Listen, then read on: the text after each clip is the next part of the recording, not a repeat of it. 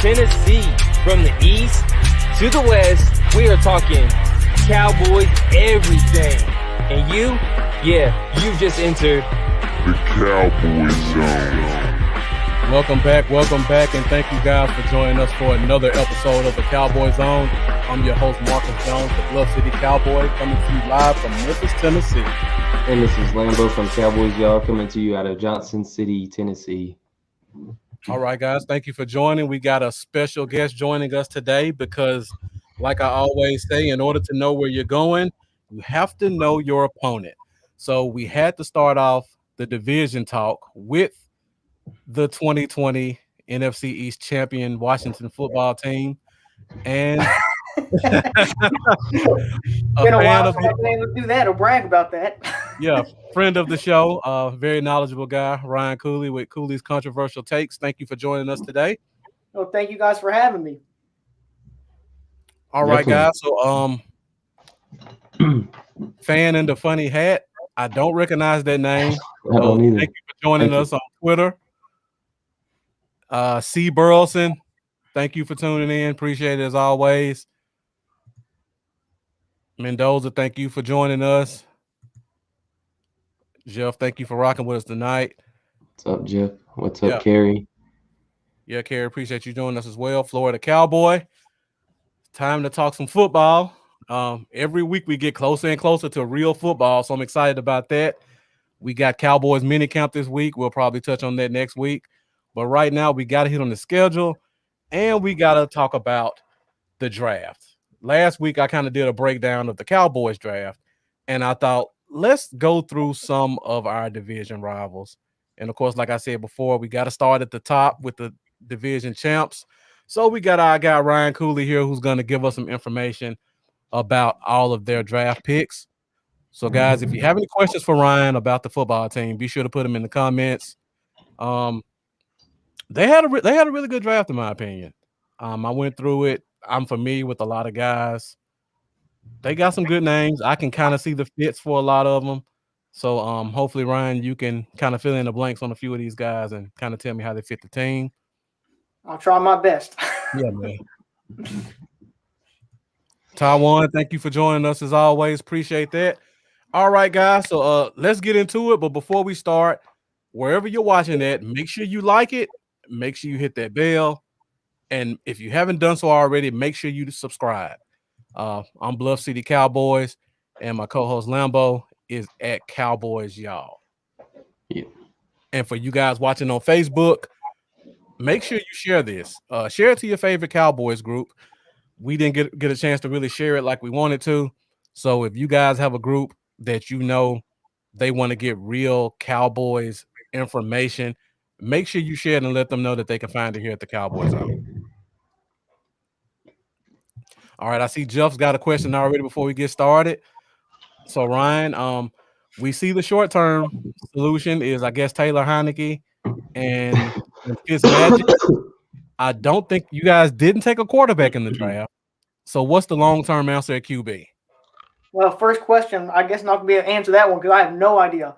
I was hoping they would trade up. I was hoping. A lot of fans were like, no. We have too many holes in other places. I'm like, well, you got to get the quarterback situation figured out. Especially when Justin Fields began to fall, I was like, oh, thank God. Yeah. And then, of course, I know none of y'all in the 10, 11, or 12, none of the NFC East teams were going to let us trade up to get a potential franchise quarterback. So I was kind of hoping he'd fall past that, and then we could maybe go up and grab him. I was surprised because Justin Fields felt like a pick that Ron Rivera would like, a player that he would like.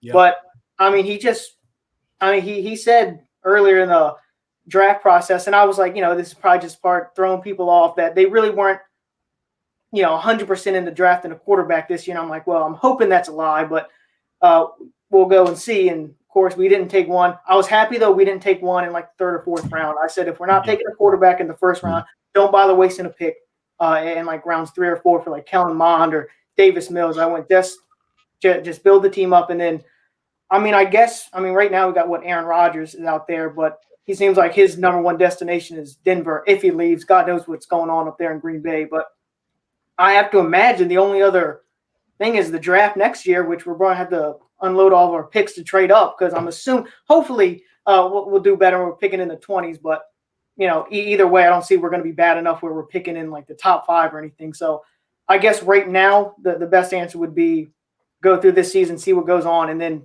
most likely trade up for a quarterback next year. But really, I was hoping we do it this year, but we didn't. I guess it's wait and see.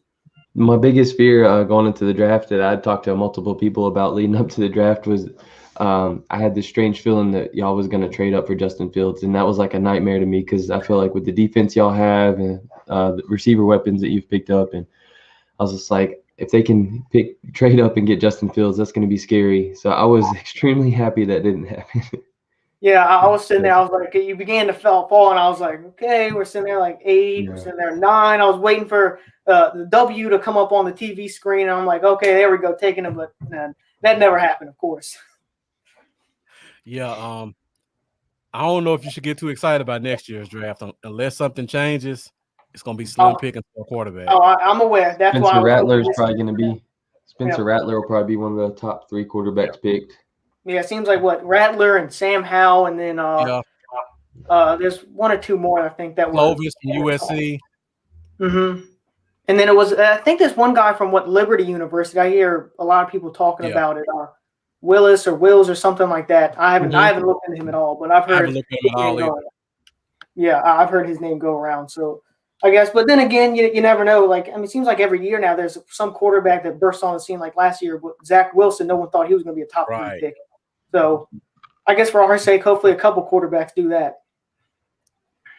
Lambeau rocking the shirt from the schedule release with the Cowboys on yesterday. Jerry and Posty. Make sure you guys check that out. If you want to get one, hit up Lambeau in his inbox. He can make you one custom and send it out to you tomorrow. tomorrow. I gotta order some new shirts to print on, but I made this one custom today right after I watched the schedule release video. I designed this little logo and then threw it on a shirt. Thankfully, I have a wife that owns a clothing boutique, so we got the stuff to make shirts. I was like, yes. All right, guys. So let's get into it. Let's get into the draft for the Washington football team. Again, a lot of interesting names. A lot of names you guys heard me mention quite a bit pre-draft. Just going through for good and for bad. Let's start at the top. First pick 19. You guys take Jamin Davis, linebacker out of Kentucky. Now, I was cold on this pick, Ryan. Let me know your thoughts on this pick. How did you feel when you guys took it, and where did you expect them to go if it wasn't linebacker? Well, it was interesting because I was Nuts and Bolts Sports. We were doing a live draft show, and I was covering the NFC East. So when Washington was on the clock, I was going over potential players they could take, and I was like, okay, well, Christian Darrisaw still on the board, Rashad Bateman, Merrick, the safety from TCU. Some people were talking about him going high. Who else? Oh, Owusu Koromoa. That was like the one line, but he was mocked to Washington. I swear, like 80% of the mock drafts. So I listed like those 4, and then all of a sudden they said Jamin Davis, and I was kind of caught off guard. I was like, oh, well, wasn't expecting that, but I had to do a little bit more research into him. But I like physically, he's like a freak of nature. He tested in the 100th percentile in 2 or 3 things, and the 99th percentile and other things. He's physically a freak of nature, and at some point, you kind of got to say, all right, in Rivera, we trust. I mean, you look in Carolina, coach John Beeson, Luke Kuechly, Thomas Davis. So if anybody knows linebackers, it's him. Shaq, and what's his name? Shaq. Kid from UCLA. No. I know who you're talking. Was it? Yeah, he played Will linebacker too. Yeah, I say so. He knows linebacker. So at some point, we got to just go. Okay, well, he knows what he's doing. And Jamin Davis, I don't expect him to come out and be an all-pro linebacker right away. It does help having that defensive front with Payne, Allen, Young, and Sweat. That's going to help him out a lot. But he won't get touched.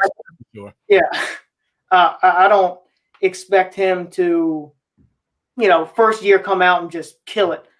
He's going to need a little bit of time. Even his coach at Kentucky said it took him a little bit to adjust to the college level. So I'm expecting him to do that at the NFL level. But like I said, he's got Ron Rivera and Jack Del Rio. So he's got 2 great people around him that can help develop him. But I think he has a really high ceiling. I think some people were what his comp was Darius Leonard from the Colts linebacker.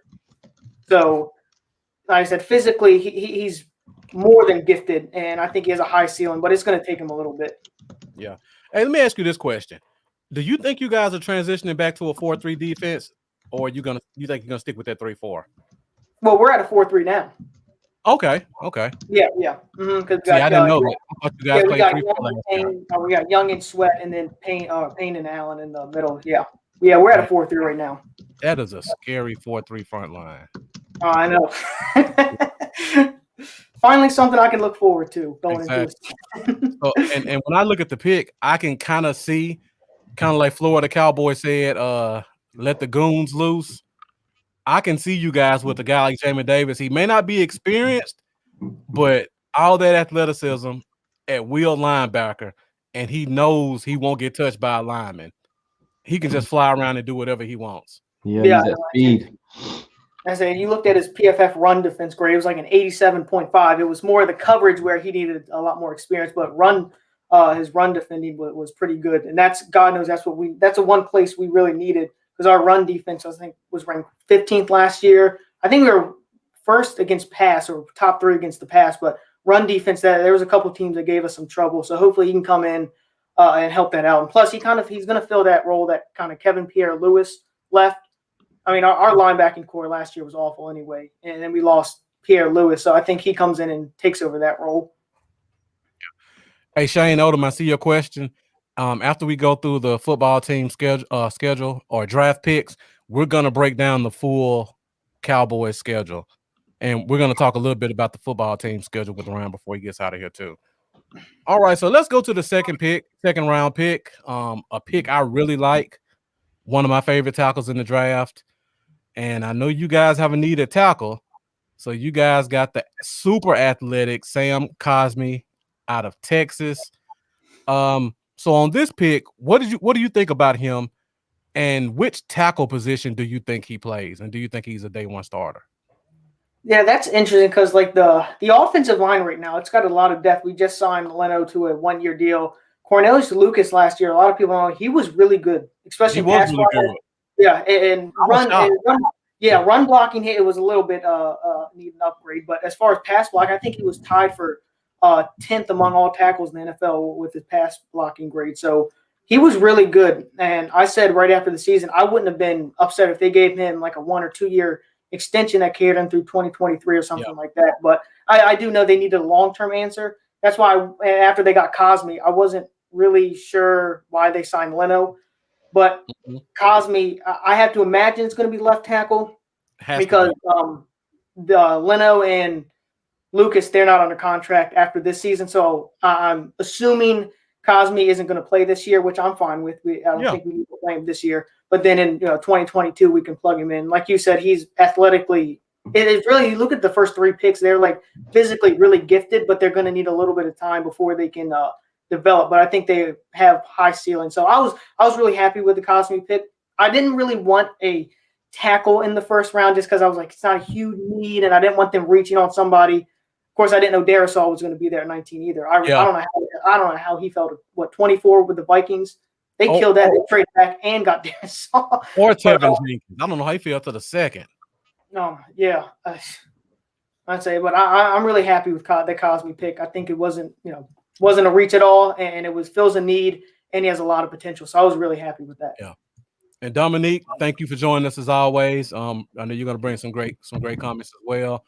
And of course, you beat me to it. I always compare Cosmi to Connor Williams, true left tackle. But the thing about Cosmi, just like Connor Williams, he needs some work on his strength. So like you said, Ryan, he gets a year to get in the weight room, get his strength up, kind of help out a little bit more against the run. But if you guys need a left tackle to come in and pass protect, he could do that tomorrow. But I don't think you guys need that. How did Morgan Moses do last year? Because I didn't really hear about him. Everybody on that offensive line had the best year of their career. Left tackle, right tackle. It was weird. Like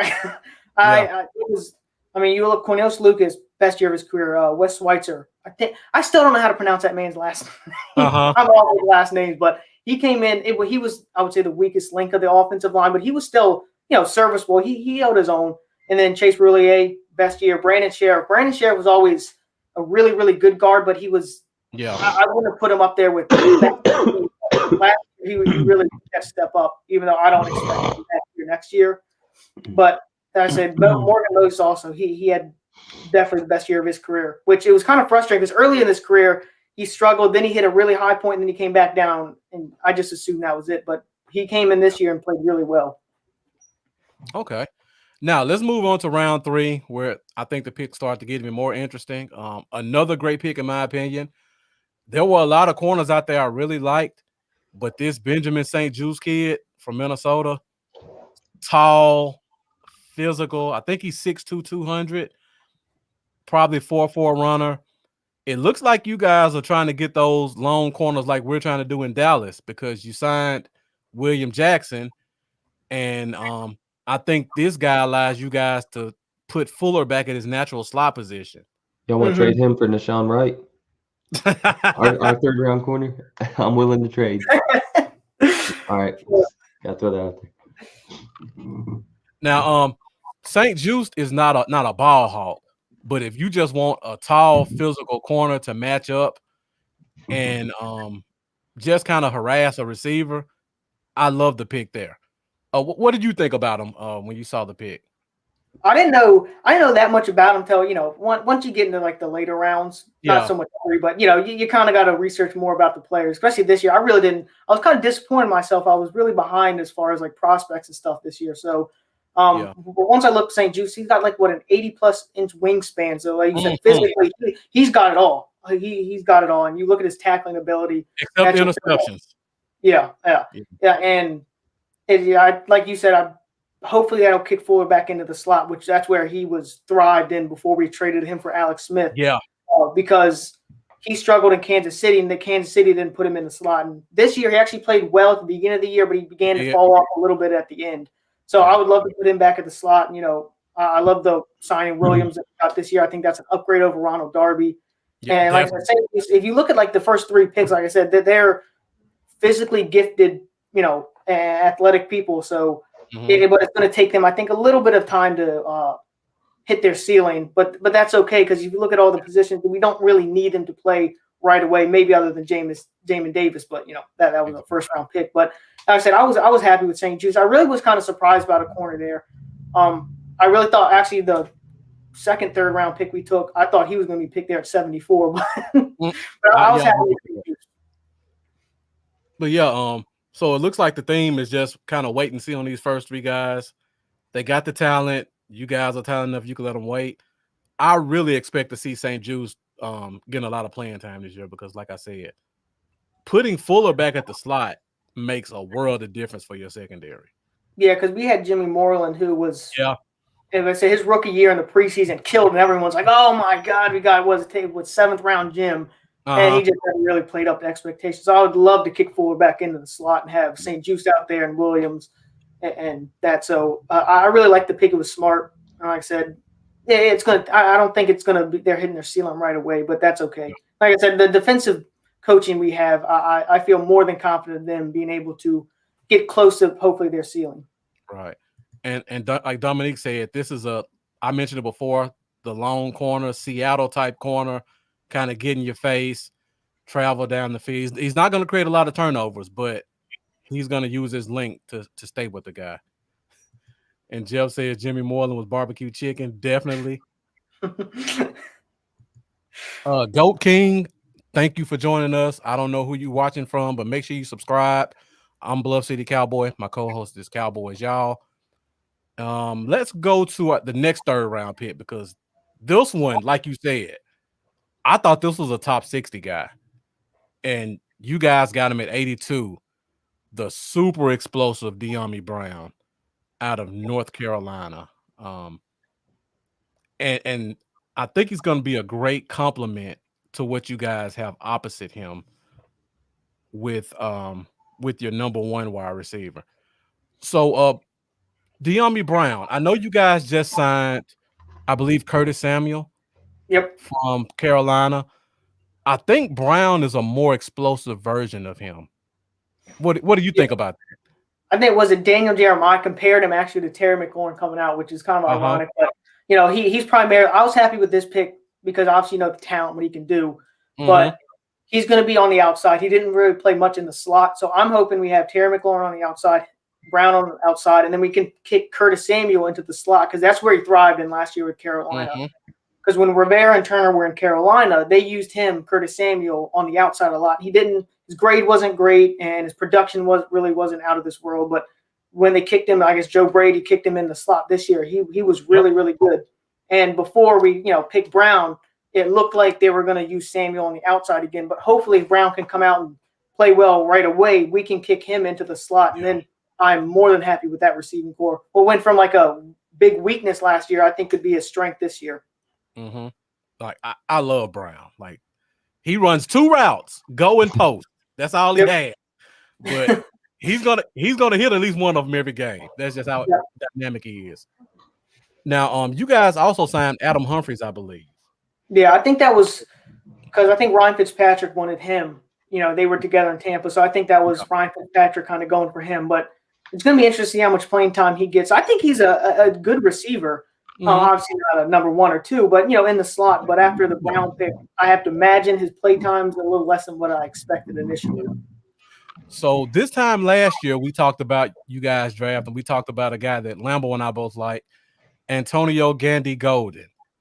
Does this push him even further down the roster now? Where we thought he may be a borderline number 2, and now he may be borderline not make the 53. Yeah, that's a legitimate concern too. A lot of people don't think he'll make the team. Obviously, Steven Sims is probably going to go. He was a huge disappointment last year. I expected a lot more from him. But then you have Gandy Golden. I just don't know where he fits. I mean, Cam Sims played really well at the end of last year, so I imagine he's not going to be cut. So, Gandy Golden's going to be difficult for him to make the team this year. He's going to have to really show up and show out. Yeah, definitely. All right, and I see Dominique hit it in the comments as well. He does have ability to dropsies, but explosive player. He can be a dynamic number 2 because McLaurin sometimes just looked like it was just him. No doubt. I felt bad for him. But I know, I did too. Bad quarterback play, and the fact that the defense just we just got to focus in on him. I felt bad for him, so I'm excited to see with Fitzpatrick. Who's gonna. I wish we would throw him more 50-50 balls. I don't know why we didn't do that last year. We don't do it often, but when we do, man, he goes up and gets it. I'm hoping if Fitzpatrick starts this year, we can throw a little more 50-50 up for him. Yeah, Fitzpatrick will sling it. Oh, yeah, no doubt. It ain't going to be a conservative offense this year. No, not at all. And you guys load up on receivers, too, to make sure of that. And just to keep it going about the offensive side, we go to round 4. And I see you guys got John Bates, tight end out of Boise State. Now, I'll be honest. I didn't look at tight ends at all. Like, outside of Pitts, I don't know anything about tight ends. So just let me know a little bit about this kid. Is he a receiving guy? Is he going to be your blocker because you guys have Logan Thomas, who's kind of a finesse player? Or is he going to bring in some more too tight because of his athleticism? Well, it's funny. We let Jeremy Sprinkle go, but you guys signed him, right? Sprinkle? Yeah, we did. Yeah, and Bates is probably going to take over that role as far as blocking. He wasn't a great. Yeah, he really wasn't a great receiving threat in college. He did say he felt he should have been more involved. So maybe it was the fact that they just didn't get him more involved. And it's fun, with tight ends, you never know. I mean, what Travis Kelce wasn't George Kittle, they were taken in the mid round, so you never really know what a tight end's going to turn into. But initially, Bates looks more like a blocking tight end that's going to fill the Logan Thomas role. I think he ran like a 4.8 40, and he's not like a huge guy, so that's kind of concerning. And I think he had 47 career receptions, only broke 4 tackles. So he's not really a go up and get in, break some tackles guy. He looks more like, to me, filling that Jeremy Sprinkle role. Yeah. And this makes me feel a little bit better. Dominique says he has not a form. This is one of the few people I can go to that I know watch more draft stuff than me. And if he has nothing, that makes me feel good that I'm not missing out a lot. Oh, yeah. Great question. I wasn't thrilled with the pick, but we'll see. Yeah. Great question by Dominique, because like you said, we do have Sprinkle. Let us know as a football team fan, what can we expect from him as a Cowboys? Well, Washington fans hated him, and I don't really know why. Okay. It was pretty early on in his career. We knew he was going to be a blocking tight end. Mm-hmm. He had some potential to be a receiver, but early on we saw him. We're like, okay, this guy's not going to be too much of a receiving threat. He's going to be used as a blocker.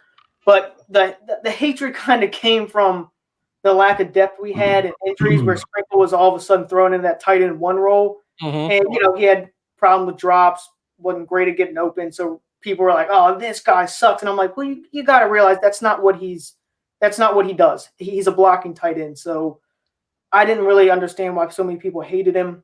He's a good blocker.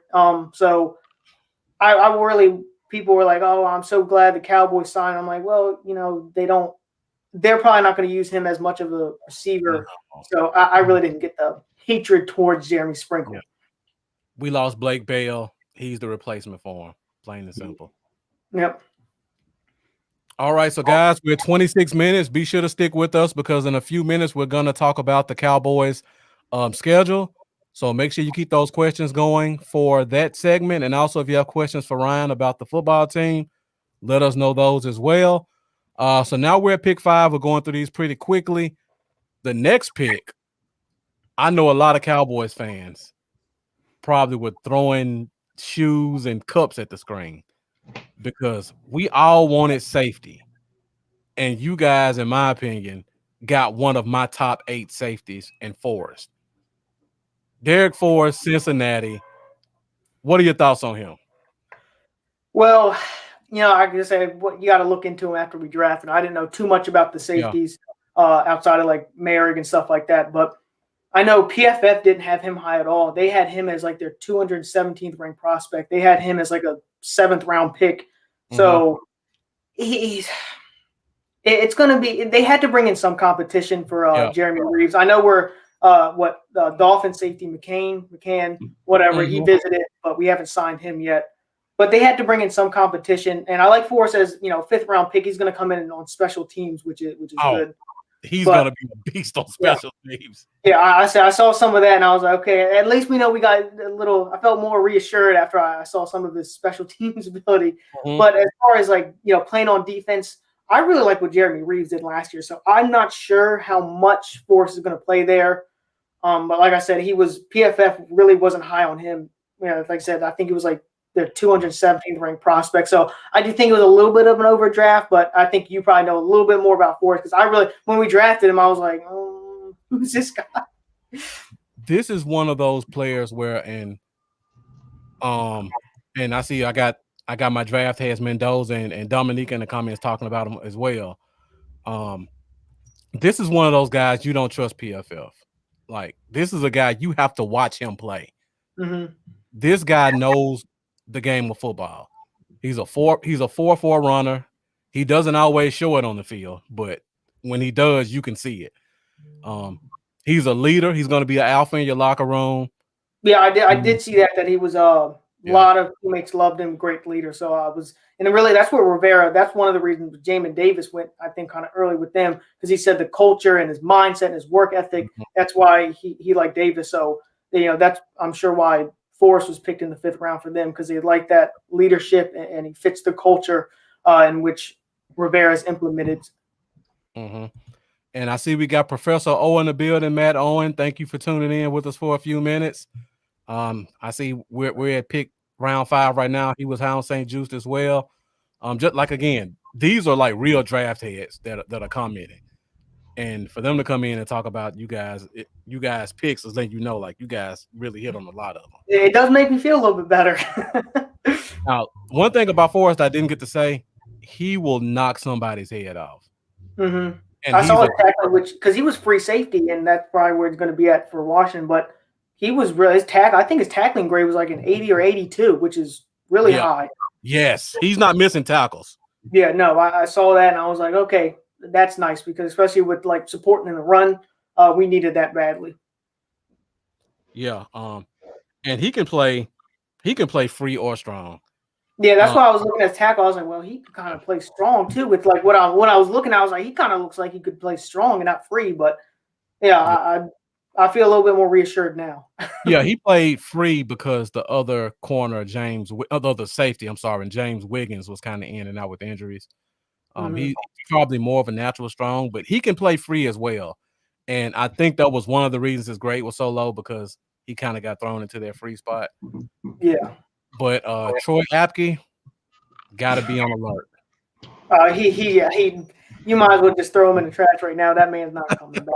That I had such high hopes for him too. I really liked him coming out of Penn State. I thought he had a lot of potential. What he 40 time was ridiculous. Yeah. But my God, jeez, it was like the first 4 weeks. I'm just sitting there. It's like every big play let up. Oh, there's Apke missing the tackle. I was like, okay, this guy's got to go. Mm-hmm.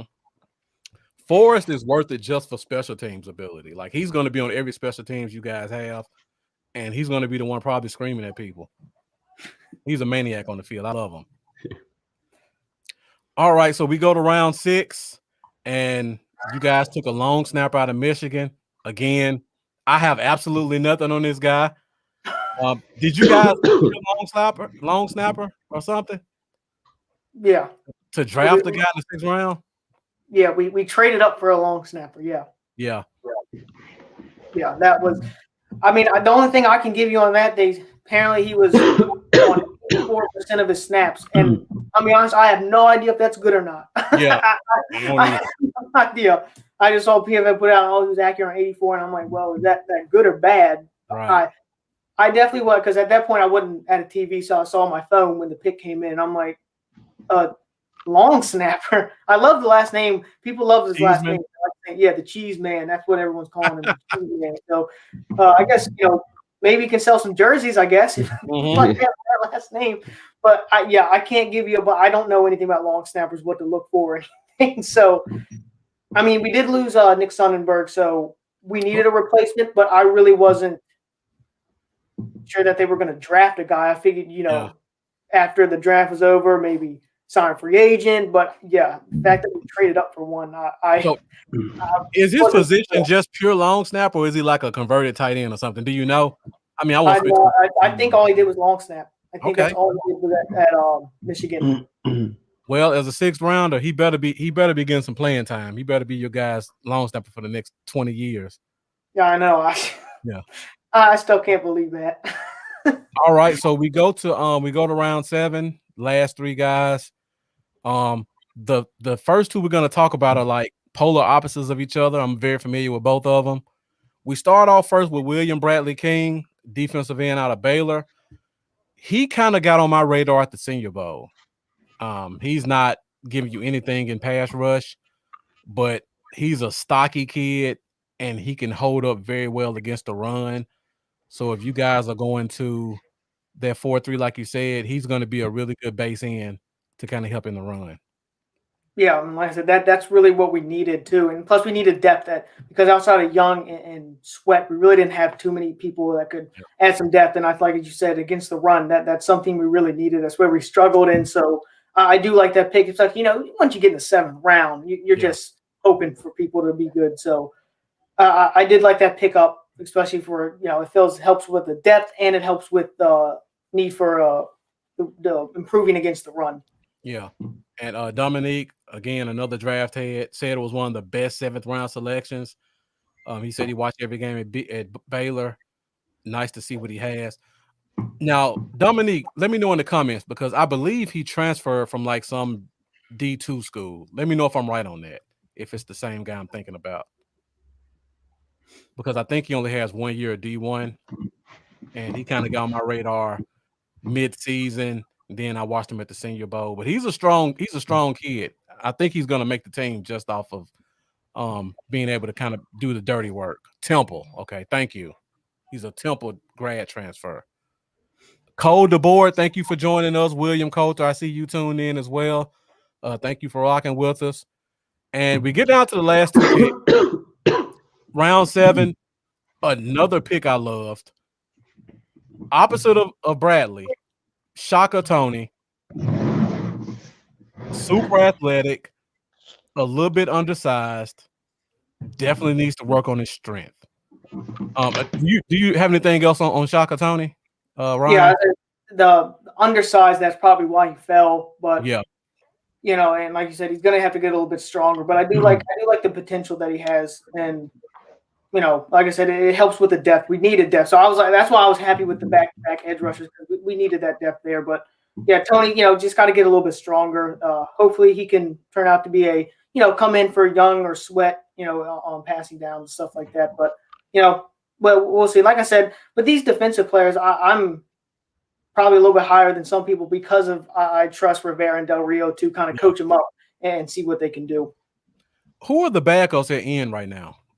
I don't even know. Right now, let's see, because you got Young. We have Casey Toolhill, who we took I think 7th round last year. Okay. And then we have James Smith-Williams. Those are kind of the backups right now. So not really anybody you can go out and say, oh, we're good on that. That's kind of why I felt they went back-to-back edge rushes. I'm not familiar with either one of those guys, but I'm confident William Bradley King can beat one of them out. I'm confident just because of how he plays. Shaka Toney, I don't know how his lack of strength is going to translate day one. That's going to be a struggle, I think, for him. Well, he's like under I think he's 240 or something like that. That's going to be an issue for him. Yeah, and Dominique light in the rear, but he has athleticism. Would have been great to pair with Micah Parsons. Just bring him in Dallas, but you guys got him in the 7th round.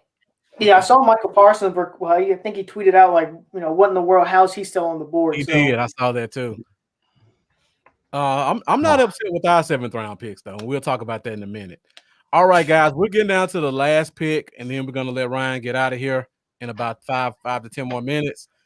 Let us know what you think about the draft. Give him a grade in the comments, and we can kind of hit on Ryan and see what he thinks about his draft. Last player. Underrated guy. A lot of people probably don't know about him. But if you watch the quarterback from BYU last year, you're going to be very familiar with this kid. Because I promise you it looked like 90% of the balls he threw was to Dax Milne. I think he's going to be a slot.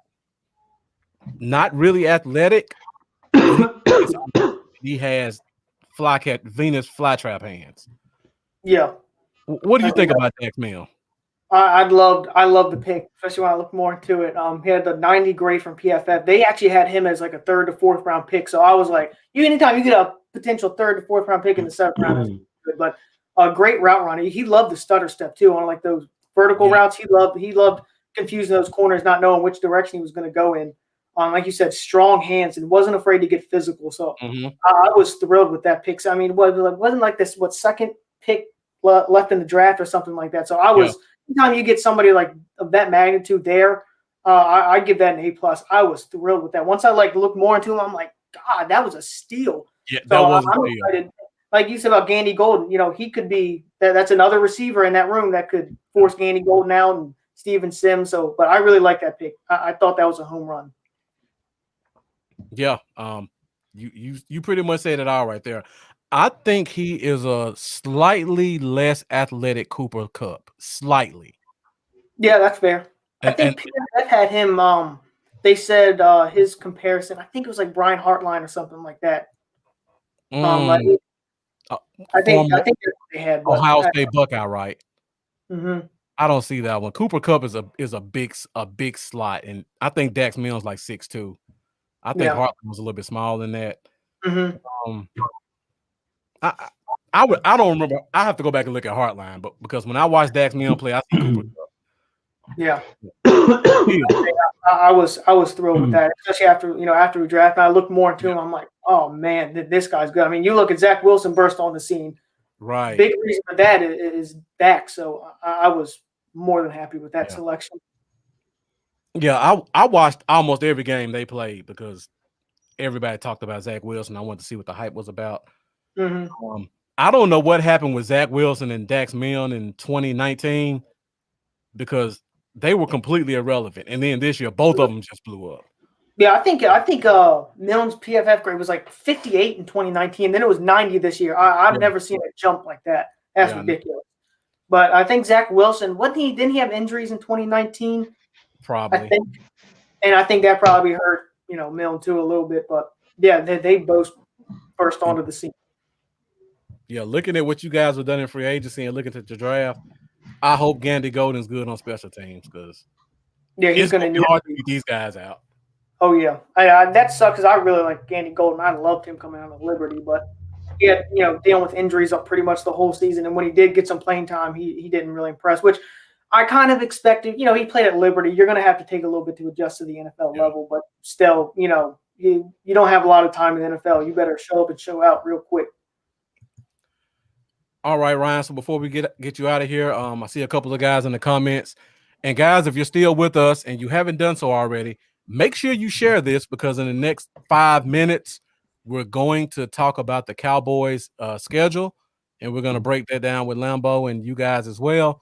So before we let you go, Dominique gives you guys a B+, and again, jumping right out of my head, I was going to give you guys a B+ as well. Cole DeBoard, another draft head, gave you guys a B- because he felt you should have went more offensive heavy. I think you guys did enough offensively, but there were just a few picks. I couldn't give it an A. I mean, taking a long snapper. Yeah. I like the first round pick just throws me off. I guess I can see it. I know we talked about having a second grade on Davis for probably a month or two leading up to the draft, so I think it kind of shocked us. Because me and Marcus, we did talk about that. We talked a lot about the linebackers. Yeah, I see. William Coles just D-, go Cowboys. I liked it. See, but Joke went in the second round, and I thought he would be the second linebacker off the board. I think he fell because they said he had something like heart condition or something like that, I believe. Yeah. I think they got cleared up before he got picked or something. Was it? Okay. I think it was, yeah. I think it got cleared up by the end of the day too. Yeah, I wasn't that high on Koromoa. I think it was just from the fact that he was undersized. Obviously, he wouldn't be, much in the box and play not in the box at Notre Dame. But I really wasn't as high on him, so that's why when they didn't take him, I wasn't like, oh my god, because a lot of Washington fans, they wanted him bad, and I wasn't as high on him. I wouldn't have been upset with the pick. Don't get me wrong, but I wasn't as high. I think I'm a little biased on him because I'm from the 757 where he's from, so it's like it's like 2 up, 2 down. Let's go. Understandable. So yeah, I gave you guys B-. First 3 picks are probably gonna have to take a year or so before we really get to see what they can do. You guys had a lot of late round gems though, so that was really good. So before we let you out of here, what would you give the grade for your team? I would say a B+. Okay. Like I said, I know I understand why people aren't high on Davis. I completely understand that. But like I said, in Rivera, he knows linebackers. He knows what he's looking for. And on top of that, that was a huge need. Our linebacking core was awful. Everyone thinks, the defense, great. So they don't need help there. But linebacking core was probably our biggest need, honestly, over anything on offense, maybe other than quarterback. But they need to help at linebacker. So I think the Davis pick wasn't as bad. I love the Cosme pick, the Brown pick, and the Milne pick late in the 7th round. So that's why kind of the later pick in the mid round. But the Cheese Man definitely lowered that grade. I couldn't give him an A. For the Cheese Man. I couldn't give him an A for trading up for a long snapper. All right. So before we let you go, let's take a quick look at our draft and just get your opinion as an outsider looking in on how you think we did, or if you have any questions about a guy we took. I'm sure you're probably going to ask the same question we all kind of asked as Cowboys fans. So, Ryan, right? Any player on there you got any questions about, or any players you thought were really good or kind of head scratchers for us? Well, I love what y'all did at linebacker, Micah Parsons. That, in my opinion, he was the best defensive player in the draft. So I traded back, still got him. I think y'all would have taken him at 10 after Horn and Surtain was out. I figured he had to be the pick at 10, but y'all traded back. Would y'all get a 3rd round pick for it? Yeah, and I mean it helps too because we were taking a 3rd rounder away from Philly at the same time. Yep. And if Devonta Smith didn't go to Philly, he was going to go to the Giants the next pick anyway. So it's like whatever. Yeah, I say that was good for you guys. And my only concern was the off-field issues. And I actually, it's funny because after they took Jamin Davis at the press conference, Rivera came out and said, Davis was our #1 defender on our big board this year. And while who knows if that's true, he might just be saying that to talk him up. But it was kind of interesting because of Michael Parsons' off-field issues. It wouldn't have surprised me if later on down the line we hear that he took Parsons off his board completely because he did that with, I think, Darius Geis in 2018. He's not playing around with that character concerns, off-field issues. So that's my only concern with Parsons. On the field, dude, he's a stud. I wasn't thrilled with that pick for y'all, but it was a great pickup. And then also Jabril Cox in the 4th round. Yeah, I that mean, was amazing. I thought he was going second, and he ended up going all the way in the fourth. So y'all killed the linebacker draft right there. I don't know too much about Kelvin Joseph. Boss man fat, baby. Let's go. Especially kind of like the corners in general, because that's kind of where a big need was for you guys. That was kind of my questions. How y'all feel about those? What you took one in the 6th round too? How you guys feel about those? Oh, and the 3rd round. Yeah. Me and Marcus both, or I think you like Kelvin Joseph a lot too, didn't you? I know. Oh yeah, he was one of my top 2nd round targets, so I loved the pick. I loved it. He's He's got a lot. He don't have a lot of games under his belt. Yeah, I saw like physically, he seemed like he was someone that has kind of a higher ceiling, but he needed a little bit of work. More attitude than anything. He was an LSU guy originally. Before he went to Kentucky. Yeah. He was a 4-star, right? One of the top 4-star. I believe he was 4-star. And then what happened to LSU? It was some character concerns. So it was never released what actually happened to him, but something happened where he left the team. He got kicked off the team basically. Yeah, then he had to spend a whole year not playing in the transfer portal. Yeah.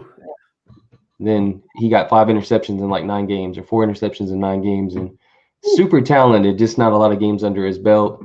Yeah. He's a rapper, goes by the name Boss Man Fat, fun guy. He's got the dog mentality. But yeah, he's gonna have some growing pains, but I love the talent. All right, Ryan, got any other questions about any of the Cowboys players? We kind of went through this in full last week. I don't want to rehash.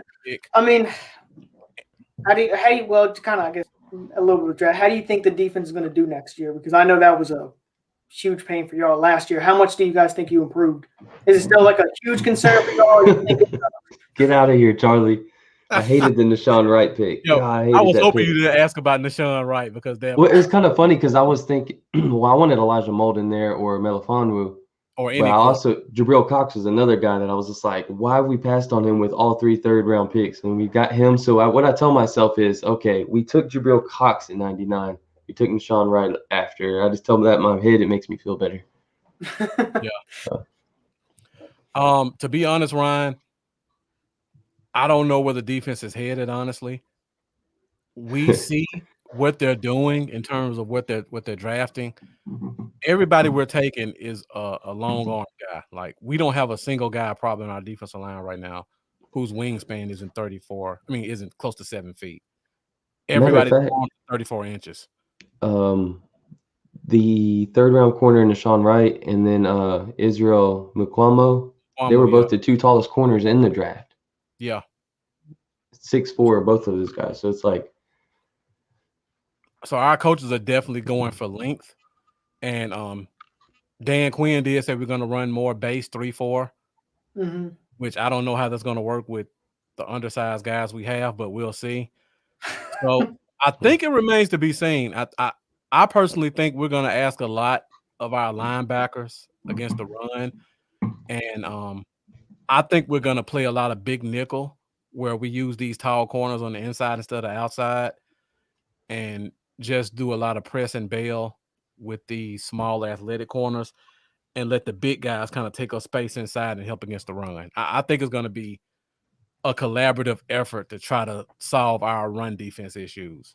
Yeah, outside of Jabril Cox, who's amazing in pass coverage, but not so great in run defense, the rest of the draft seems like it's really geared towards fixing our run defense, which is our biggest weakness last season.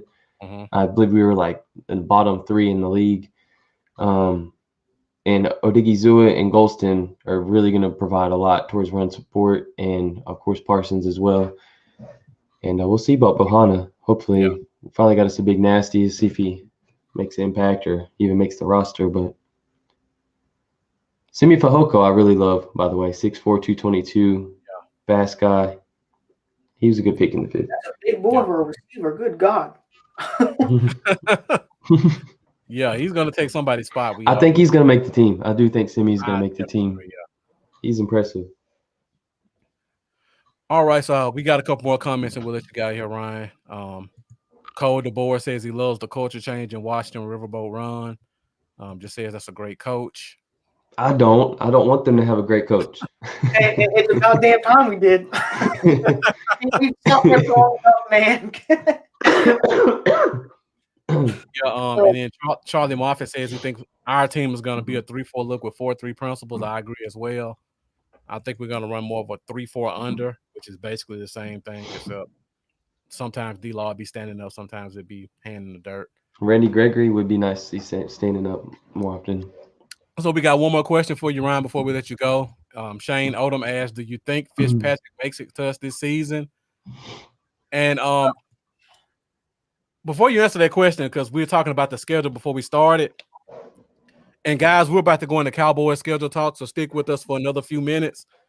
You guys have one of the most unusual third end of the season schedules I've ever seen in my life.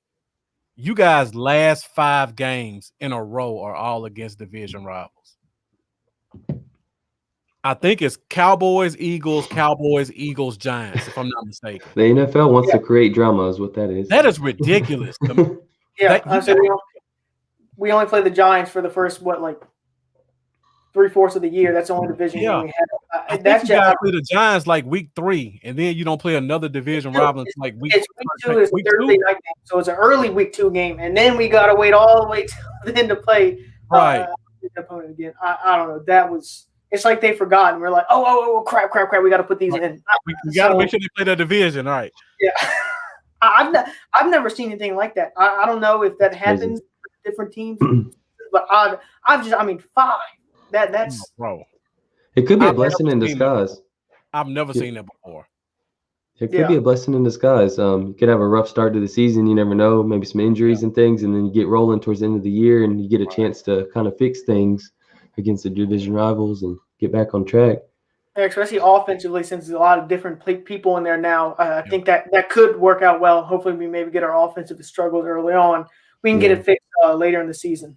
Yeah. Like I was saying the exact same thing before you came on, Lambeau. Oh, really? If they start off, let's say 4-8, is that it, or 4-7? If Ryan Fitzpatrick gets hot, like we all know he can, you guys can easily just go on a 5-game winning streak, and those are the worst 5 games for us to see you guys win. Yep. So that's what scares me about it, because he can get hot in streaks. Yeah, that's also the concerning part is like the thing with Alex Smith, why he won so many games this past he was like 5-1, I think, the season when he started, because he was conservative. He didn't turn over the ball. And when you have a really good defense, not turning over the ball, that's the best thing you can do. So that's like the concerning part with Ryan Fitzpatrick, is if he starts going on a cold streak and turn over the ball 3-4 times a game, our defense isn't going to look as good. So I don't know if as Rivera said right now, Fitzpatrick is a starter, as he should be, but he did say he's going to have an open competition with Heineke, and I guess Allen too. I don't know how in the world Allen is in that. I don't think there's a chance in hell he's starting, but I would love to see Taylor Heineke come out and play if he's anywhere close to what he played in the Carolina and what he did in the wild card game. But I do realize that's not realistic, but you can hope and pray. Right. And Charlie Moffitt, Is Fitzpatrick. there any updates on the team name? It should be next offseason. They should have one. I'm so tired of the football team. Okay. That's the most stupid thing. I just hate it. I hate it. I think it's going to be Red Wolves. That's my favorite. We're either Red Wolves or just Wolves. I don't care. Those are my favorites. Mm-hmm. A lot of people, they want like War Hogs and stuff like that, and I really don't want the mascot to be a damn pig. That's just I mean, come on, man. But I'm praying that this is the last season where the Washington football team. I just hate it. It's all the jokes on social media. I'm tired of it, man. I'm tired of it. Yeah. Well, you got one more season to go with it. And if you guys win the division back to back, you can name it whatever you want. Yeah, I still can't get used to not having the big old stripes on the helmet, the big thick stripes and the big logo on the side. Like, I mean, I hate Washington, but I don't know. I just enjoyed I don't know. I just don't like to see change, I guess. I want to see y'all back with the big thick stripes on the helmet and a big logo on Yeah, I don't know why they took the stripe away. That didn't have anything to do with the logo. Yeah. I mean, I did like the numbers. That was cool. If they Yeah, the wanted- numbers are cool. Like, leave the stripes. Put the stripes yeah, back on yeah. there. I didn't get why I don't know why they did that, but hopefully the new uniforms and names will look like a decent NFL team. Yeah. Well, all right, Ryan. Before we let you go, let the people know where they can find you at and where they can follow you at. Well, I write my articles at Nuts and Bolts Sports, so be sure to check. They also got a ton of content for a lot of different teams and a lot of different sports too. But my podcast, Cooley's Controversial Takes, is on Podbean, iTunes, Spotify, and all that. So be sure to check that out. It's mainly Washington I talk about, but usually it's like the first half of Washington, then it's just kind of NFL news. So be sure to check that out if you enjoyed listening to me. All right. Well, Ryan, thank you for joining us. Guys, make sure you go find them. I believe it's Cooley's Takes on Twitter, right? Cooley's Takes, yep. Cooley's Takes. All right. So make sure you guys go follow him. He talks about a lot of NFL news. And again, if you're a true Cowboy fan, you have to know what's going on in your division to know how we're going to go during the season. And this is what you guys want to follow to find out about one of our top division rivals. Yeah, you got to know your enemies. Yeah. All right, Ryan. So thank you for joining us, man. We really appreciate it. And we look forward to bring you back again soon. I'm looking forward to it. Thank you guys for having me on. It's always a good time. Good talking to you again, Ryan. All right. See you guys. All right, man, See you, thanks. man. All right. Well, that was Ryan Cooley from the Washington football team. Lambo, did I lose you? No, I'm Okay. here. You see me? All right. Yeah, I got you. So You see me? Like, see me, Fahoko? You see me? yeah. So guys, 57 minutes. Give us an hour. Go We're gonna Chargers. go through all Was that Elzo? 17 of. I don't know about Go Chargers. What that means? They played the Chargers week 1. Maybe that's what he means. Oh, yeah, probably. Yeah. Hey, again, I just like this shirt is so cool. So, Jerry and Post. All right, guys. So if you haven't done so already, make sure you share this video because now we're gonna go through the Cowboys 17 game schedule. Lambo and I are gonna go through all the matchups, give our opinions.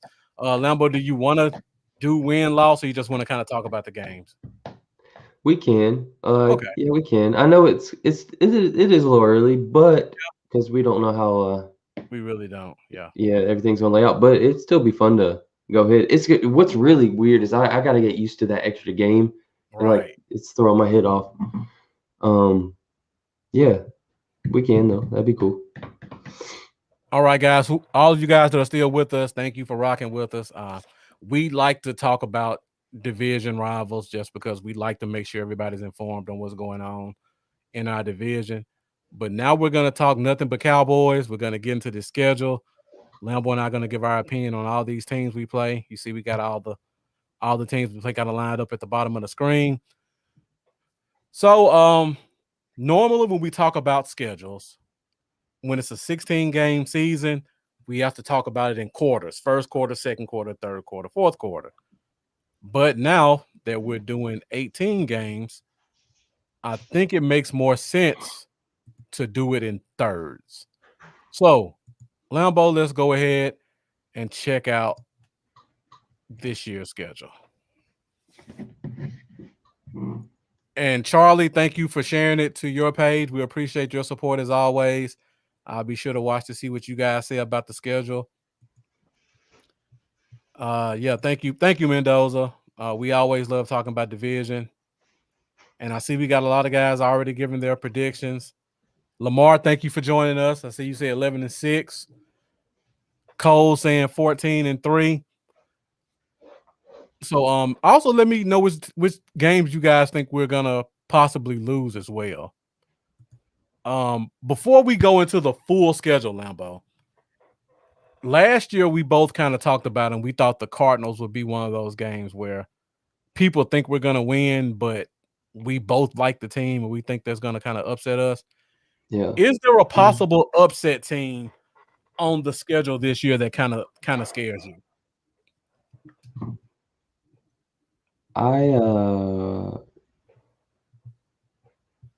I think The Chargers probably. Okay. Me Is and you one on of the same them. wavelength. You said you was thinking the same thing? Yep. Yep. Justin Herbert, man, it was very impressive last year, and he's only Yeah. going to get better. I mean, in week 2 is still very early. It's still very early to be clicking on all cylinders. So we'll see. I think that could be a shocker though. It's not the same Chargers that Yeah. this is a different Chargers team. And the Chargers lost a lot of games by less than a field goal last year. Like they probably could have won an extra 4 or 5 games if the ball bounced in their favor. I see my guy Bossy Sanford joining us. So he's a Chiefs fan. He says, I see one loss for sure. So I already know what he's thinking on that one. We'll get there in a minute. We'll see what we think about it. And so we'll go through first third, second third, last third. Let's see. Mendoza says 11-6, 10-7 is possible. Shane's talking about week 1. And then Charlie. Lamar says he thinks we lose 3 early, but the defense will grow in time for the playoffs. Charlie says we lose against Washington, Philly, the Bucks, the Chargers. Is that the video, Lambo? I was seeing if it would work. I'll try to pull it up later on the No. show. I don't want to do Yeah, it it's now all- because I don't want us to get kicked off. But I'll find it and I'll pull it up and play it. And Mendoza says the Chargers on the rise. They definitely are. If we see 100% healthy Chargers defense, that's going to be really scary. They get Derwin James back. I believe they also took 2 of my favorite players in the draft. I know they took Rashawn Slater at 13, which hurt my soul. I believe they got Paula Debo as well. Jeff says we're going to beat Tampa Bay. All right, now, Bell. So before we just go through the whole schedule, let's talk about week 1. Because a lot of fans were kind of going back and forth talking about us playing the division Super Bowl champs and how we're going to get blown out. What do you think about this game? I feel like I don't think we're going to get blown out. I'm not necessarily going to say I'm extremely confident either, but I mean, it's a really tough first game. But I think having such a tough first game really sets you up for success throughout the season. You're starting off with the Super Bowl champs. Yeah. If they can pull a win off here, their confidence, or even if the game is extremely close, a close loss, I still think they actually build confidence off of that. Yeah. With Dak missing, coming back from injury, all the everybody coming back. There's so many injuries we're coming back from, and a new defense and all this stuff. I mean, I really think it's going to take a few weeks or so to get this team really rolling. So even if it's a tight game, I think that's actually going to boost confidence, and it's going to make the next 2, 3, 4, 5 weeks.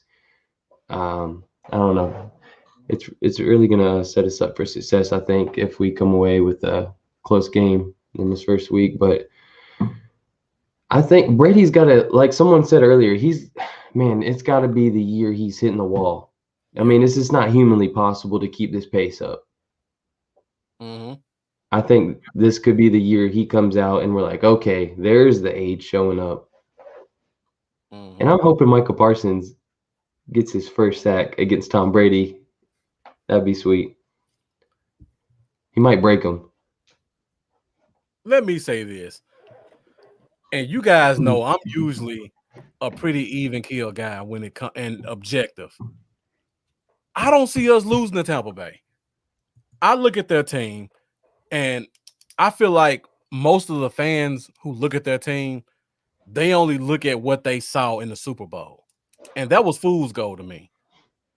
Their defense is not as good as they looked against the Chiefs. The Chiefs had 3 starters missing on their offensive line and no resemblance of a running game. Like I go down the list, look at the Bucks as we match up with them. Our 3 receivers statistically were better than their receivers. They only had one guy with over 1,000 yards, and he barely got 1,000. And that was the big tall Jenkins. Then they just got a bunch of guys. Godwin got the contract, but he's going to be hurt every other game. You got Antonio Brown. At this point, he's just a guy. Then they got the little shrimpy slot guy who came in and plays good in spots. Then I hear people talk about Gronkowski. Okay, he did good in the Super Bowl. Yeah, he's washed. Dalton Schultz had better stats than him for the year with Tom Brady. I mean, Gronk had 550 yards and I think 6 touchdowns. That's not scary to me. I mean, I know he's not scary anymore. He's not scary at all.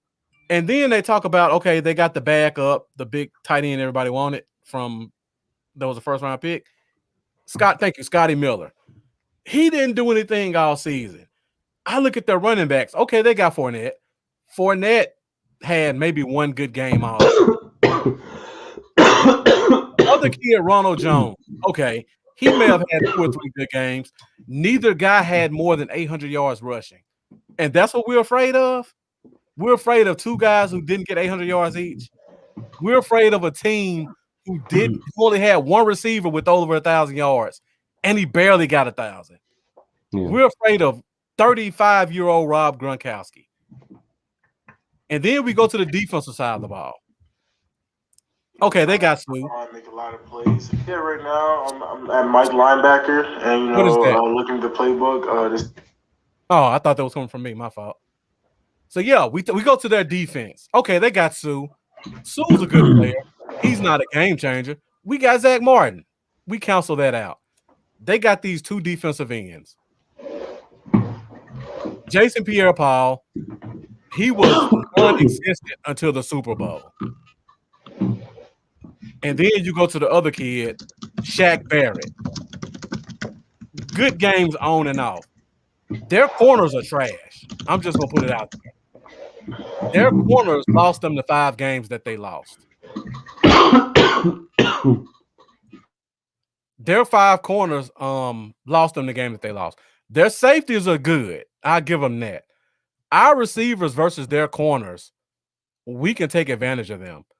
I can't say anything about the linebackers, Levante David and the kid they got in the first round are both awesome. But outside of that, this is a winnable game for us.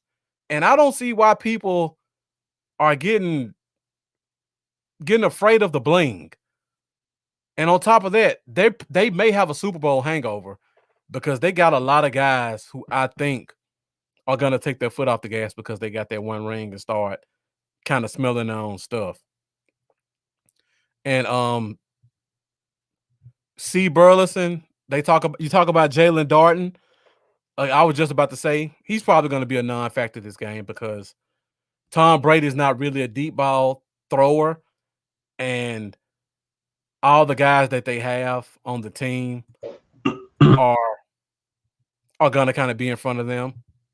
Charlie Moffitt says, running back, what is that? And Mendoza said, Tampa Bay fans saying Scotty Miller's better than Gallup. Come on. That's Super Bowl. That's Super Bowl hype. Their O-line is good. I'll give them that. But will they be committed to running the ball? That's the question. Yeah. Like Jeff said, Zeke will feast on them. And Ndamukong Suh is very good against the pass. He will bail out and leave guys hanging dry against the run. And we can take advantage of that. I'm not afraid of these guys. The rings don't scare me. I've seen them get smoked by the Falcons, by the Saints twice last year. We have just as much talent offensively as them because their weakness is on the edges, and we can take advantage of that. Mm-hmm. And on top of that, December Brady and September Brady are 2 different guys. September Brady, I think we can get. If this was a December game, that would scare me a little bit more. I think we can get them. That game doesn't scare me at all. I think we could put a 40 on them. Yeah, we can beat this team for sure. Yeah. A lot of people will probably not give us a chance. Cowboy haters, that is. But one thing that excites me is what a lot of us have talked about, what we've needed to add to our defense. Dogs, just straight up dogs. And some may not like some of the character concerns we brought in, but you can't say that they ain't got that mentality where they're going to go out there and punch somebody in the mouth on the field. Yeah. And our defense really needs that. I think, a guy like Brady too, they'll get in his head, man. Couple good shots on him, a second or two late even, and he's going to start getting pissed off. It's going to get in his head. And I could just see, just the way this defense looks like they're going to come out this year. I think they're going to be a really in-your-face squad, and I'm really excited about it. Yeah. Like we said, all we need is a top 15 defense to be a serious threat this year. Yeah. And I think we'll get that. Dak can get 400 against these guys. Their corners are slaw. Can y'all still hear me right now? Yeah, we can hear you fine. Yeah. That's weird. So when I mute I had to test it when I'm talking right now. All right, now I'm on mute, but you can still hear me. So it must be picking up through the computer speaker also. Or maybe it's only picking up through the computer. You may need to check that. I think you may be coming through your computer and you think you're coming through your microphone. Okay, now I can't hear you. All right. I'll just have to double mute because I'm still sick, so I'm trying to hold in coughing. I don't want to be like coughing in y'all's ear. I'll just double mute. Yep. But yeah, we can do this. We got this. All right, now I said all that. In week 2, I'm terrified. I mean, it's night and day. I look at matchups, and I see us going from one side of the country to the other. We're going all the way to Tampa Bay, about as East Coast as you can get, all the way West Coast to LA to play the Chargers. And then it's a kind of early game. The Chargers match up well against us, I think. They have a mobile quarterback. They have a very athletic defense. Offensive line is very improved. And in my opinion, they have a top 5 receiver who doesn't get the respect that he deserves. And then they also have a guy, Mike Williams, on the outside who's going to play physical. I think this one will probably be an L for us. What about you, Lambo? I know you just kind of said that. Yeah, I mean, pretty much spot on. I don't really have much to add. I agree completely with that. The last time we played Keenan Allen, didn't he torch us for like 240? There's something up there. It was ridiculous. It was something up there. Hey, let me know if you can hear me now. Yeah, I can hear you fine. Now it's muted. All right, I got it fixed. Okay. Why I got that fixed? I don't know if you had seen this because it was just posted like 5 minutes ago. Maybe there's been talk of it before, but Parsons had says he's going to be playing middle linebacker. Okay. He'll begin minicamp at middle linebacker. I like that. Yeah. Oh, thank you, Cole. I must have missed that one. Mike Williams out of LA. Let me go back and check. I don't think he is. No, it's still showing Mike Williams wide receiver for the Chargers. So I don't think he's gone yet. Now Hunter Henry's gone, if that's who you're thinking about. Hunter Henry's definitely gone. But I think Mike Williams may be in the last year of his rookie deal. But yeah, that's definitely going to be a great matchup. It's going to be a good game. It's going to be high scoring. Mendoza says we pull it out. Going from one coast to the next, that one kind of concerns me. So we'll see on that one. And then we get our first home game against the Eagles on Monday Night Football. I think we beat the brakes off the Eagles. Yeah. I was a Jalen Hurts fan in college, and I thought I would like him more in NFL.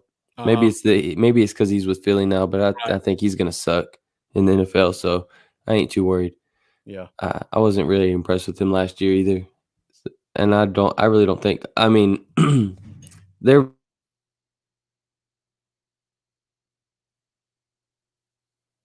Lambo, I think you froze up on us. But yeah, to finish up on Lambeau's thought, Devontae Smith doesn't scare me at all. He doesn't scare me either, Mr. Toothpick Legs. He's going to be Deshaun Jackson 2.0, and I don't know, which don't scare me. Yeah. So I think we put a beating on them, especially if Dak's back, because we owe them from last year. We should have beat them last year with Ben DiNucci if it wasn't for the boneheaded fumble and the return for a touchdown. Yeah, he said you keep saying you can hear me now. All right, so we go to week 4. This one is a very underrated game against the Panthers. It's a home game. The Panthers got the new quarterback in Sam Darnold, which I may be one of the few people that's really high on him. I love both of their receivers. He kicked our ass before, so I can't even hate on him. They got DJ Moore. They got Robbie Anderson, 2 vertical guys. The last time we played the Jets, I told you guys I thought we were going to lose that game because they have those 2 vertical threats that I think we couldn't match up with. They still got 2 vertical threats. They'll probably have Christian McCaffrey back, which for a regular linebacker core is too much to handle. But with some rookies, I think it may be kind of tough for us to deal with. Yeah. Maybe Parsons helps with that, being a middle linebacker, stretching sideline to sideline with that speed, and we'll see. Yeah. Jeff says we're going to murder the Panthers. I think it'll be closer than people think. I think we win. I think we win comfortably. Yeah. But I just want to put it out there. This is a team we can't just say, okay, this one's gonna be an easy W for us. And like Mendoza says, I love their coach. He gets in people's faces. And don't forget, we get to see JC Horn up close and in person. Yeah. This game. Yeah. So yeah, they have a very young defense. Like I think last year they took 9 players in the draft, and all of them were defensive guys. And then I think they turned around this year and took like 6 or 7 more. So that defense is really young. And I think just because of the talent that we have in our receiving core, we're going to take advantage of that. But yeah, like Cole said, we got to stop Christian McCaffrey. That's our number 1 objective. Robbie Anderson as well. If we're going to run cover 3, we got to hope our corners can bail and don't let him get behind us, and hope we have a good enough free safety who can stay over top, because Robbie Anderson and DJ Moore can both fly. And Cole DeBoard, yeah. Darnold and Anderson do both have chemistry from their time with the Jets together. Definitely should be a fun game. Mendoza going back to the Eagles. I think Philly will get swept. They don't scare me at all, no matter what their draft looks like. And Mendoza brought this up actually when we did our mock draft, how awful the Panthers secondary looks. They're going to rely heavily on JC Horn because everybody else is trash. And I think this is going to be one of those Gallup or Lamb big games. So right now, Lambo, I think we both got them 3-1. We go to the Giants. Another home game for us. Lambo, what do you think about this one? I think we'll win this one, but I think it'll be closer than people would expect. Obviously, a healthy Saquon Barkley makes things tough. They actually have a legit wide receiver over there now. Yeah, Kenny Golladay. Yeah. So I think it'll actually be a close game, but I think it's a game we're going to win. Then again, division games are always close. It seems like even if you have more talent on your side, it's still going to be a tight game a lot of the times. But I think we'll pull this one off. Yeah, I'm in agreement as well. I know Ryan a few minutes ago tried to take up for Daniel Jones. I think he's a bottom 3rd quarterback in the league. I don't care how many weapons they put around him. To me, he's still an awful quarterback. And I think their offensive coordinator is awful. And you guys know who that is. So I just feel like that combination is going to completely hold back with hold back the potential of that offense. I don't think they did enough on the offensive line either. So you got to take that in consideration too. Even though our defensive line is going to be a completely new look, I don't think they did enough on their offensive line, and I don't think we're going to have those two stupid interceptions and the fumble that we had the last time we played them last year with Dak playing. Yeah. Yeah, I agree there. I can't think of anything else other than Daniel Jones tripping. Yeah. For no reason. That's the only thing that pops in my head every time his name is said. God, that was amazing. Yeah, he's going to give us some turnovers. Again, as always, that'll be the one game D-Law steps up in. So he'll probably have multiple sacks that game. They drafted a bunch of short corners. I think we'll be able to take advantage of that again like we did last year a little bit. But them being healthy, it's going to be interesting. I still don't think they've done enough on the offensive line, so I feel like that's about a wash with us even being unknown with our defensive line. All right, so we go to the first game in the first third of the season. This is a team we haven't played in quite a while, but the New England Patriots, the Tom Brady-less New England Patriots, and we go to New England, which is usually a very, very tough place to play. I don't know who the starting quarterback will be. By this point in the season, it may be Mac Jones time. You never know. Or we could see Cam Newton again. Lambo, what are your thoughts on this game? Obviously, anytime you play Bill Belichick, pretty much regardless of who's lining up at quarterback, it's going to be tough. I know last year didn't go so well for them, but Belichick's a genius and or sometimes a cheater. But but no, I think I'm just gonna be honest. I think that we're gonna win this game and by a few scores. I know it's still Belichick, but I don't know. I feel like it's the end of their days. I think it's the end of their days. I think Belichick's he's gonna be thinking about retirement after this year. Okay, I agree with that. I think he's gonna. I don't know, man. I just feel like Brady's gonna go over there and beat him as well.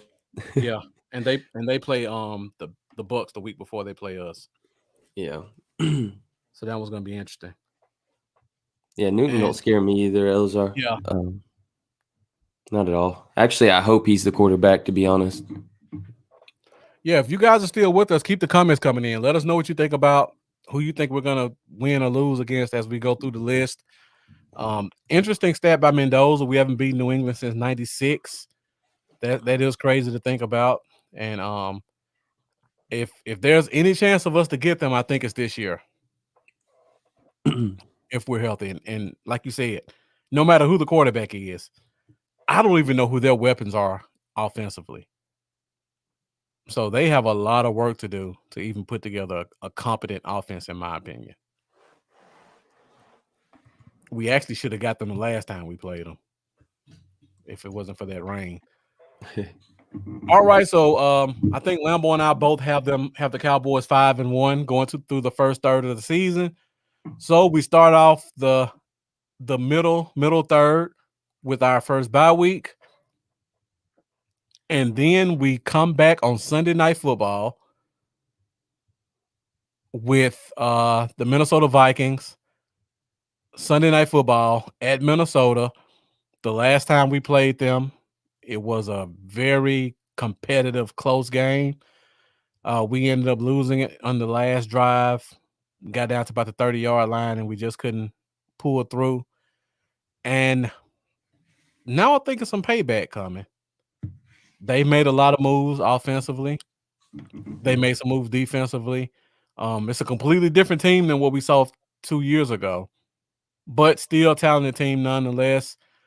They still got their Justin Jefferson coming into his second year, so he'll probably take a big step forward by this point in time. They still got their slot guy. They still got Kirk Cousins at quarterback, and arguably the best running back in the league right now, and Dalvin Cook. Lambo, what do you think about this game coming off a bye week? Oh man, I think this could be a loss, possibly. I mean, I think obviously I feel like we're gonna have a talented enough team to win this game. This could be another one similar to the Chargers that we could slip up on. Uh, it's gonna be tough. I'll also like to note the guy that I bragged to you about a ton, Blake Prohl, son of the great wide receiver Ricky Prohl. Yeah. He actually ended up with the Vikings, which is funny because my comparison for him was Adam Thielen. And he ended up with the Vikings. So I guess they seen that same guy. Who knows if he'll make the team, but I just thought that was funny. But man, I think this is gonna be a really close game. A really close game. I'm gonna have to let you shove me one way or the other over the edge because I'm really close on this. Well, I'll say this: Minnesota was one of the worst teams, one of the few teams that was worse than us defensively last year. I believe they finished 29th in points allowed. I think we were 28th, if I'm not mistaken. Guys, correct me on that. I don't see them adding anything to their defense that makes me think they'll really improve. They just traded one of their first-round corners to the Chiefs and Mike Hughes. So that's a spot they got to fill. And like Cole DeBoer said, which is what I was leading to, it's going to be an offensive fireworks game because even with our additions and us thinking we're going to be better, I still think we're going to give up 25, 26 points a game next year at least. Dalvin Cook, I mean, if he's still healthy at this point in the season, and we're gonna find out how this new run defense is. That's gonna be key to the game. Key to the game is slowing Cook down, I think. Yeah, you're definitely right about that. But the way he gets hurt, he may not even be available by the time we get to this game. So yeah, that would definitely decide it for me. Because if Cook's not playing, then yeah, I'm feeling really good about a big dub there. Yeah. Oh man, I don't know. For some reason, I just feel like it's gonna be closer than expected. But I'm gonna say, man, I'm sorry, my phone keeps vibrating even though I got turned on silent. I don't know what's doing that. I'm gonna say we get it. Yeah. It's funny. Jeremiah says, yeah, that's a good point. We beat him with 80. When he said that, I feel like Woods could get a pick in this game just to piss us off. Yeah. Wouldn't that be something? Or the game-winning pick or something stupid. I would throw up. I'd be like, you got to be kidding me. Yeah, but Charlie Moffitt pretty much summarized what I was about to say. We beat him with Andy Dalton. We can definitely beat him with Dak. Yeah. Again, with Andy Dalton as the quarterback, we put up 31 points. One of the few games that we actually went over 30. That's how awful their defense was last year. So we have us at 6-1 so far. Man, and we're optimistic right now, aren't we? I don't think it's optimism. I'm feeling good about this year. I am. Tampa Bay is the only one I would say, okay, I can maybe be talked out of it, but I feel really good about that game. So yeah, at worst, I think we're 5-2. Yeah, and Broncos, I think we got this. Drew Lock's going to be starting, right? So yeah, and thank you. Well, I don't know about that. Teddy Bridgewater probably is going to get that spot. Oh yeah, you're right. Are you going to the next week? Let me just go through a couple comments because Mendoza. Somebody asked a question about who laid out Cook, and Mendoza said, "Yeah, it was Donovan Wilson." Thank you for catching us with that one. Shane Odom says, I think our defense is going to give up 25 points a game. I 100% agree. I definitely think we're giving up 25 a game. I hate to break it to you guys. I see us improving. I don't see us improving where we shave 10 points a game defensively off. I think we're still going to be a 25, maybe 26 point a game defense. And just looking at the first 6 weeks, Tampa's going to put up probably close to 30. The Chargers are definitely going to put up 30 or more. I can see the Eagles putting up close to 30. The Panthers. The Giants, it could go either way. The Patriots, I don't see them getting close to 30. That one's probably going to be a defensive battle, but I think we pull it out. I definitely think the Vikings are going to get 30 plus. So I think out of the first 7 games, 5 of them are going to probably score right at 30. And I would be shocked if at least 3 of them didn't score 30. Now, that's not saying we're going to be an awful team, but I think we will improve. Just looking at the way this team is set, I don't think we're going to improve a lot in terms of points. I think we need to improve in terms of possessions. And key possessions is what wins games. Cutting the offense down 2 possessions. Mm-hmm. All right, so now we go to week 9, and we go back home against the Denver Broncos. This one is an interesting game. I mean, I don't even want to try to sweet talk this one. I think we beat them easily. But they do have some opportunities because their defense is actually really good. Their secondary is underrated. I mean, they drafted Patrick Surtain, right? Yeah, I was gonna say it'll be interesting to see how that battle goes if we get the best of them. Yeah, I mean, they drafted Patrick. Go ahead. I'm sorry, Lambo. Go ahead. Oh no, I was just gonna say I think it was a mistake for them to not get Justin Fields. Yeah, I agree with that. But yeah, I look at their defense. I mean, they have arguably top 3 safety in the NFL right now. And Justin Simmons.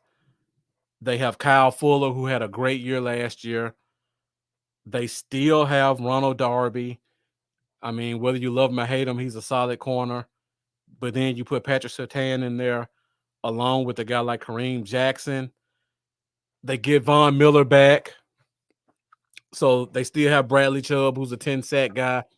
Yeah. This is one of those games where they may neutralize us a little bit in the passing game because their corners match up well against us. And I can see their ends taking advantage of our tackles, even if we're healthy. So this was going to be an interesting game. I still think if we're healthy on the inside and Tyler B kind of steps up, I can see this being one of those Zeke games. And code the board is kind of what I'm leading to. Denver has a top 3 defense, and that was without Von Miller last year. This game is going to show us if our O can carry us, honestly.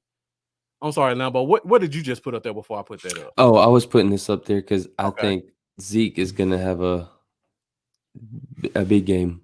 Yeah, I agree. Yeah, they did embarrass us last time. I think, wasn't it the game Zeke had like it was like 20 carries for 9 yards or something stupid like that? It was something for less than 10 yards. I can't remember the exact count, but it was pitiful. Yeah. It's embarrassing. Now, I like Teddy Bridgewater, but I don't think he's a great quarterback. I think he's just a solid guy when you put decent weapons around him. Yeah. I don't see great weapons here. I think Drew Lock is a better fit for the weapons that they have, but I think Teddy's going to get the spot. Now, if something happens and Aaron Rodgers ends up in Denver, like everybody's kind of projecting, that completely throw out everything I just said. That will, but it'll at least you can be happy that he's not in Washington if that does happen. Yeah. I would rather him in Denver than him end up in our division with Washington. I agree. Because that would make them pretty damn legit. And I wouldn't like that at all. Shane Odom come with the early bold prediction, so you know how to give it to you.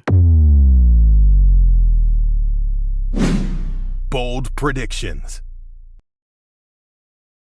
Shane Odom with the preseason bold prediction: Jordan will explode against the Broncos. Bold. Yeah, don't forget about Jarwin, man. We've seen him explode before for 3 touchdowns against the Giants. I wouldn't be surprised to see him explode on a few teams this year. Now, let me skip over that. So, One thing I like about I talked about this with Ryan. I see us doing a lot of big nickel. This will be one of those games where we'll have to see if that big nickel is going to be put into place, because I watched J-Ron Curse at Minnesota play against Denver, and they played a big nickel set, and they kind of had him pressing and trailing Noah Fant, and I think he shut him down. I think he only had one catch. If we do the big nickel that I think we're going to do, this will be one of those games where that's really important, because we have some big guys like Mukwamu and J-Ron Curse and Nashon Wright, who I think can get in that slot and kind of play underneath these big tight ends and use their length to kind of neutralize them. So I feel like it's going to be hard for them to move the ball against us because their receivers aren't that good. Yeah. But like Mendoza said, I believe, or Cole said, this is a game where our offense is really going to have to show us that they can take us to the next level. And Marlo brought up a great point about Tyler having trouble with the shotgun snap, and that's why they went back to Looney. Lamar says the Cowboys deep in the playoffs.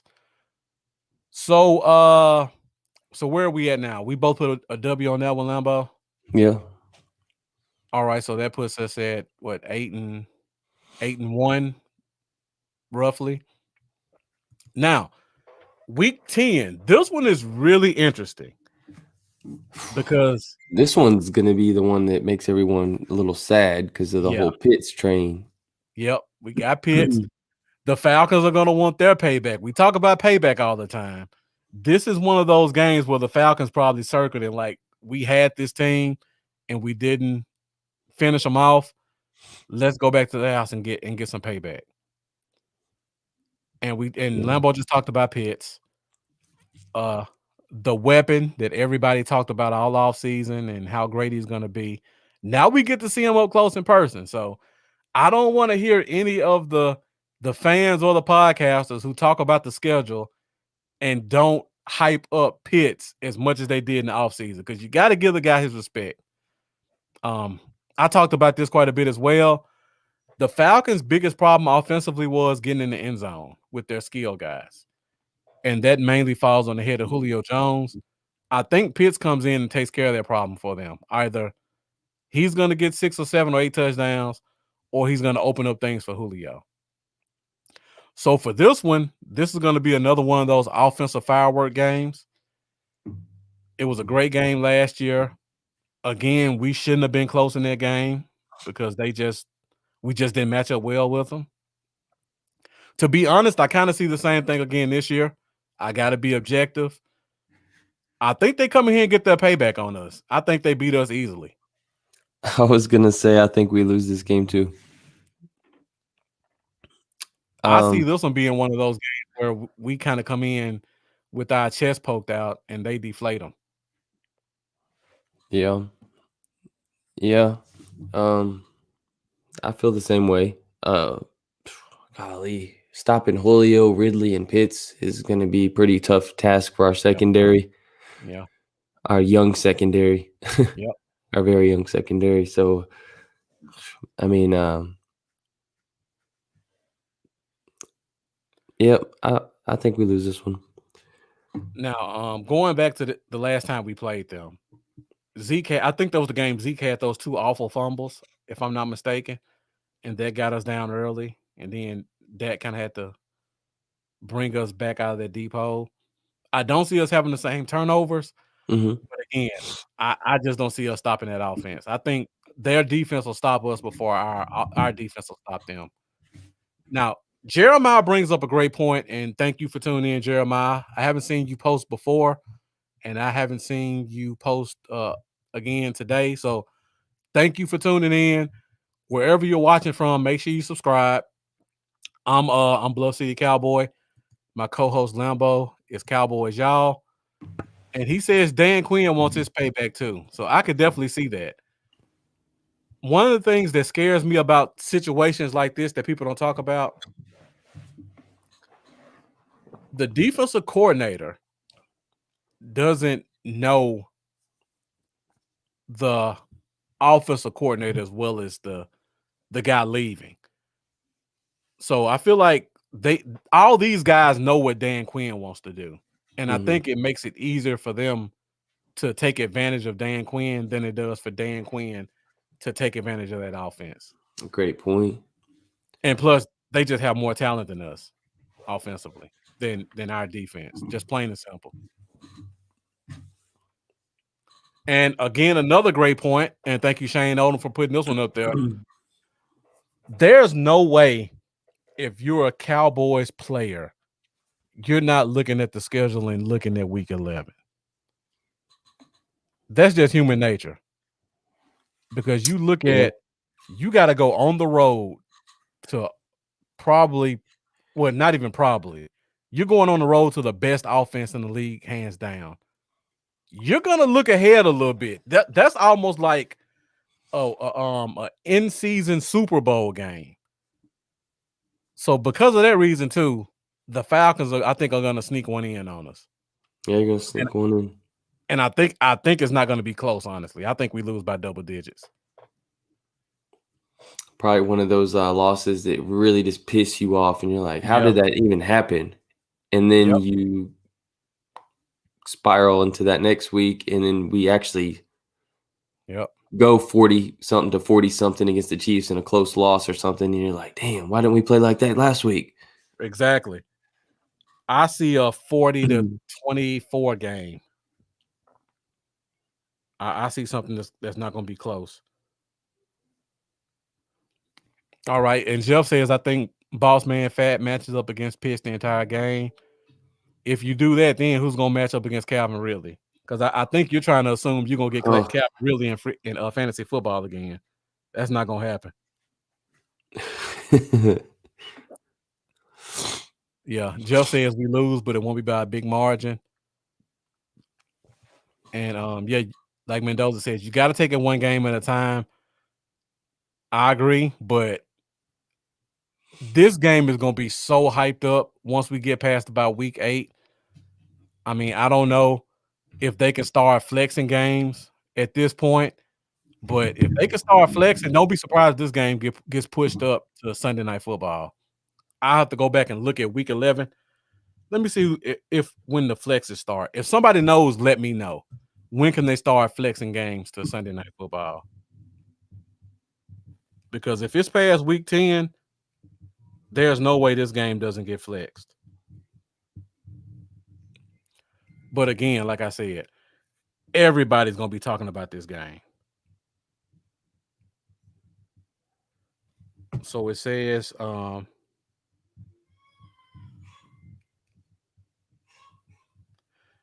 looking at it right now. It says games between week 5 and 17 can be flexed. However, there might only be 2 games flexed between weeks 5 and 10. So if week 11 we can start flexing games, I promise you, if Dallas has the record we think they're gonna have, this game is getting pushed to Sunday night. And Jeremiah, just like you just said, if Dallas has a good record and we're something in 1 or something in 2, this is a Sunday Night Football game, folks. And that's going to put the pressure on Dallas even more in week 10. This is the game before Thanksgiving, Shane, because Thanksgiving will be the following week. The Woggle says, do we think the Giants beat us once? We'll get to that in a minute. Let us finish up the second third. So now, I think we come off this Falcons game with the L. So that puts us at what, 7-2? 7-2. And we have to go to Kansas City. So yeah, like Mendoza said, we're 7-2. This is a flex game. I don't even know who's playing Sunday night, week 11. Let me see if I can pull it up. I don't think it matters who plays week 11. Lambo, while I look that up, let me know. Just give me your rundown of Cowboys Chiefs week 11. Obviously, going against the best quarterback in the NFL, Patrick Mahomes, Travis Kelce, Tyreek Hill, Edwards-Helaire in the second year. We know how explosive and potent that offense is. The defense has actually improved. Honestly, if you're asking anybody that's not a Cowboys fan, they're probably going to say that we're going to get our ass kicked. They're not going to give us the slightest chance. I will say I do think we're going to lose this game, but I do think we are going to make it very close. I think we're going to have a chance to win this game for sure. I don't think it's going to be no type of blowout. I don't think it's going to be one-sided at all. I think we're going to have a very strong chance to pull out a win in this game. But I'm personally thinking it's going to come down to a close loss. Almost like a situation where the last team with the ball is going to end up winning this game. Yeah. Okay. Jeff says we're going to beat KC. And I just looked it up. Week 11, the Sunday night football game is the Steelers at the Chargers. No, that's not the Sunday night game, folks. If Dallas is 7-2 or 8-3, this is the Sunday night game. Yeah, this will be our sixth primetime game. Yeah, no question.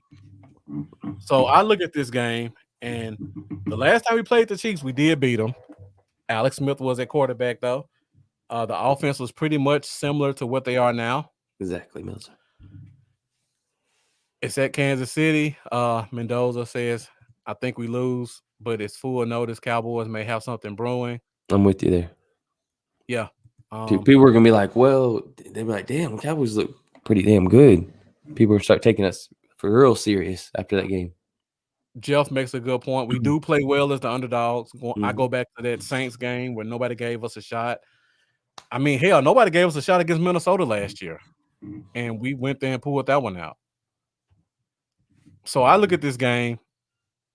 As much as I want to give us a shot, like Jeremiah said, it's going to be a great game. I think they get us. Another one of those situations, kind of like what I said about the Falcons, I don't see us getting them off the field. I just can't see it. I think they get us off the field before we get them off the field. And even if that, Andy Reid finds a way to get the ball in his quarterback's hand on the last drive, and nobody's stopping that guy from scoring when he wants to score. So I give this one to the Chiefs. So that puts us 7-3. And Jeremiah, of course, because you're going to have the two biggest, I believe the only two $40 million quarterbacks in the league, unless something happens with Baker Mayfield in the offseason. But I think it'll be the two $40 million guys going against each other. You got Andy Reid. You got you got half of our 2016 team playing on the defense for the Chiefs. It's gonna be a lot of storylines for that one. So yeah, Marlo, we do have to shorten the game. That's the only way we have a chance. This has to be one of those games where Zeke kind of takes over, because we can't go shot for shot with them. We have to shorten the game and keep them off the field. All right, guys. So now we hit the last game in the second third of the season, and it's Thanksgiving against the LA Raiders. This one is going to be a huge game just because of the history of both teams. Yeah. I don't think we've ever played the Raiders on Thanksgiving, as far back as I can remember. Yeah, I don't remember it. If so, it was a long time ago, because I don't remember it in my lifetime. Yeah. Again, just from the sheer legacy of the league, this is going to be a huge game. The Raiders, Rod Marinelli, defense doesn't really have anything that scares me.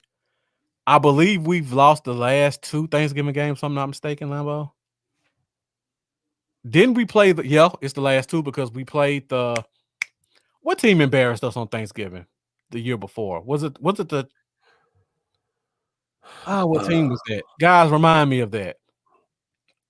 2019, what team embarrassed us on Thanksgiving and were doing all that crap talking on camera? I don't know why I want to say it's the Chargers, but I know it's not the Chargers.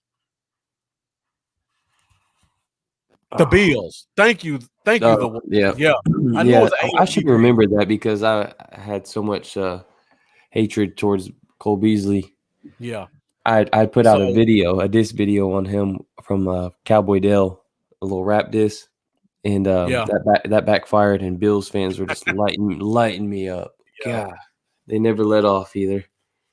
Yeah. So we got embarrassed 2 years ago. We got embarrassed last year. And this year we get a historic franchise like the Raiders coming in.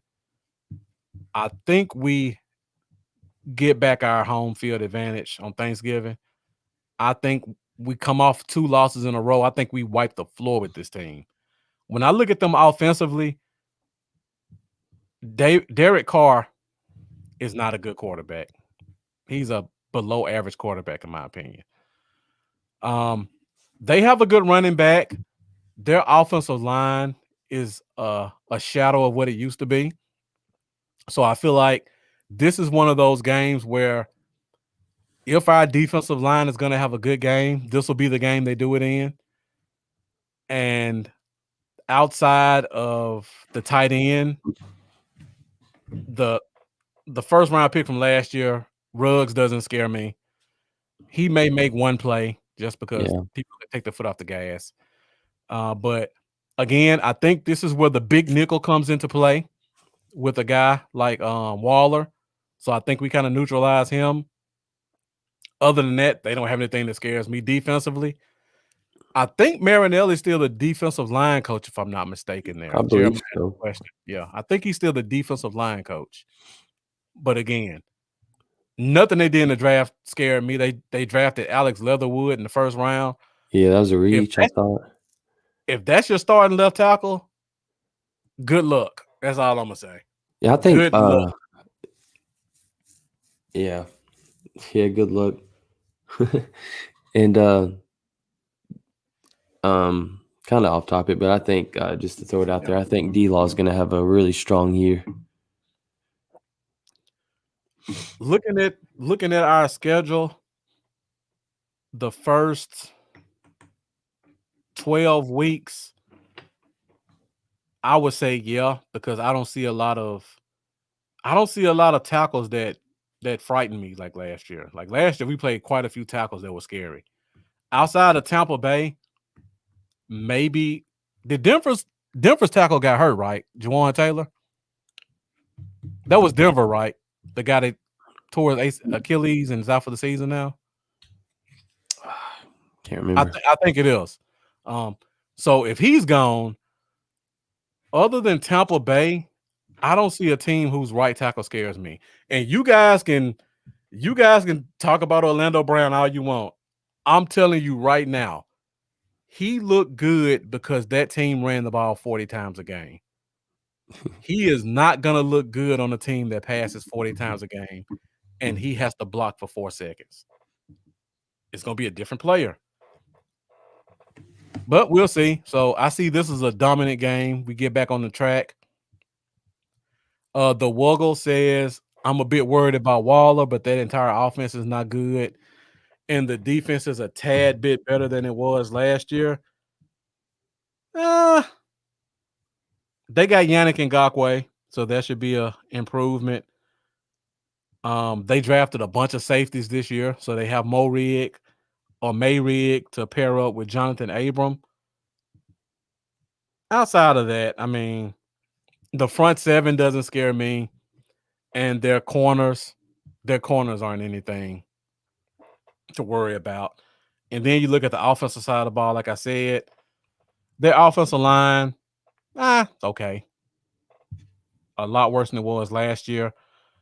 Henry Ruggs doesn't scare me. Their other receivers probably wouldn't even crack our offense, honestly. Zeke is going to show Josh Jacobs that he is still the dude. Yeah. This young buck can outshine me. Yeah. I'm feeling good about Zeke this year. I don't feel good about his contract, but I feel good about him. And I think he's going to have a big year, a really big year. And Mendoza talks about that secondary. Hayward's a good player. I like Arnett, but I mean, they're not great players. I mean, I like them. Bring Carl Joseph back, or was there talk of it? There was one. They did bring Carl Joseph back, but they also drafted 3 safeties as well. Wow, talk about. I wish we prioritized safety like that. Hey, hold on, it's my dad calling, and he never calls me this late.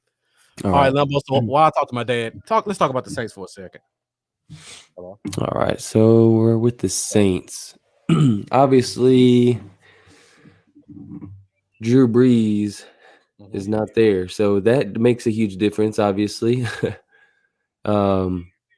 he's obviously still got a big threat with Alvin Kamara, as always. Michael Thomas.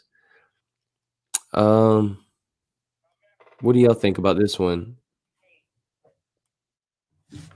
Is this one home or away? I'm trying to remember. I don't know if we listed on the screen here as home or away. I don't have it in front of me. If y'all have it, go ahead and let me know in the comments here.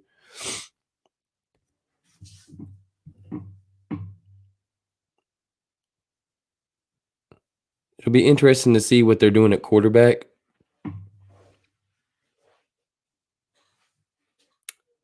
You know, if Drew Brees was playing, Marcus dropped off. I'm still here. I'm solving the problem for my dad. He's still here. Never mind. They do. Yeah, you're right. The Woggle. The Saints have one of the better total rosters in the league. Honestly, do not like our defense at all. So I think we. And Jeff makes a great point as well. I completely agree with that. Diggs matches up very well with Michael Thomas. I think he does have a great matchup with Michael Thomas. And, you know, he's a great receiver, but I'm not too worried about that. I do think he matches up well. Diggs matched up well with DeAndre Hopkins last year.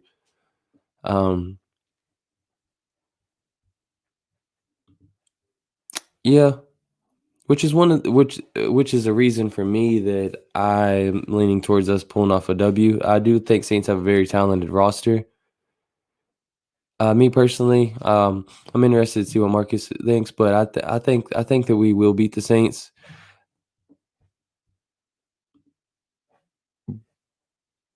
Yeah, we pull ahead late and take it. Breezeless Saints that's pretty much where I'm at. If Breeze was still there, it's a whole different ball game, especially him at home in that stadium.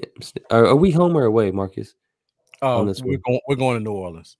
So yeah, that makes it tough. That makes it really tough. Mm-hmm. But if Winston is starting a quarterback, that makes me feel better. Yeah. Yeah. Like Jeff said, 3 interceptions. Yeah. I like what the Wuggle said though. The Saints do have one of the better rosters in the league. They do. Can't take that from them. Very talented top to bottom. But 2 positions you have to worry about with them are 2 of their best positions. Mendoza pointed out one of them. Yeah. I think Thomas is not the same player he was 2 years ago, especially not with Drew Brees out. True.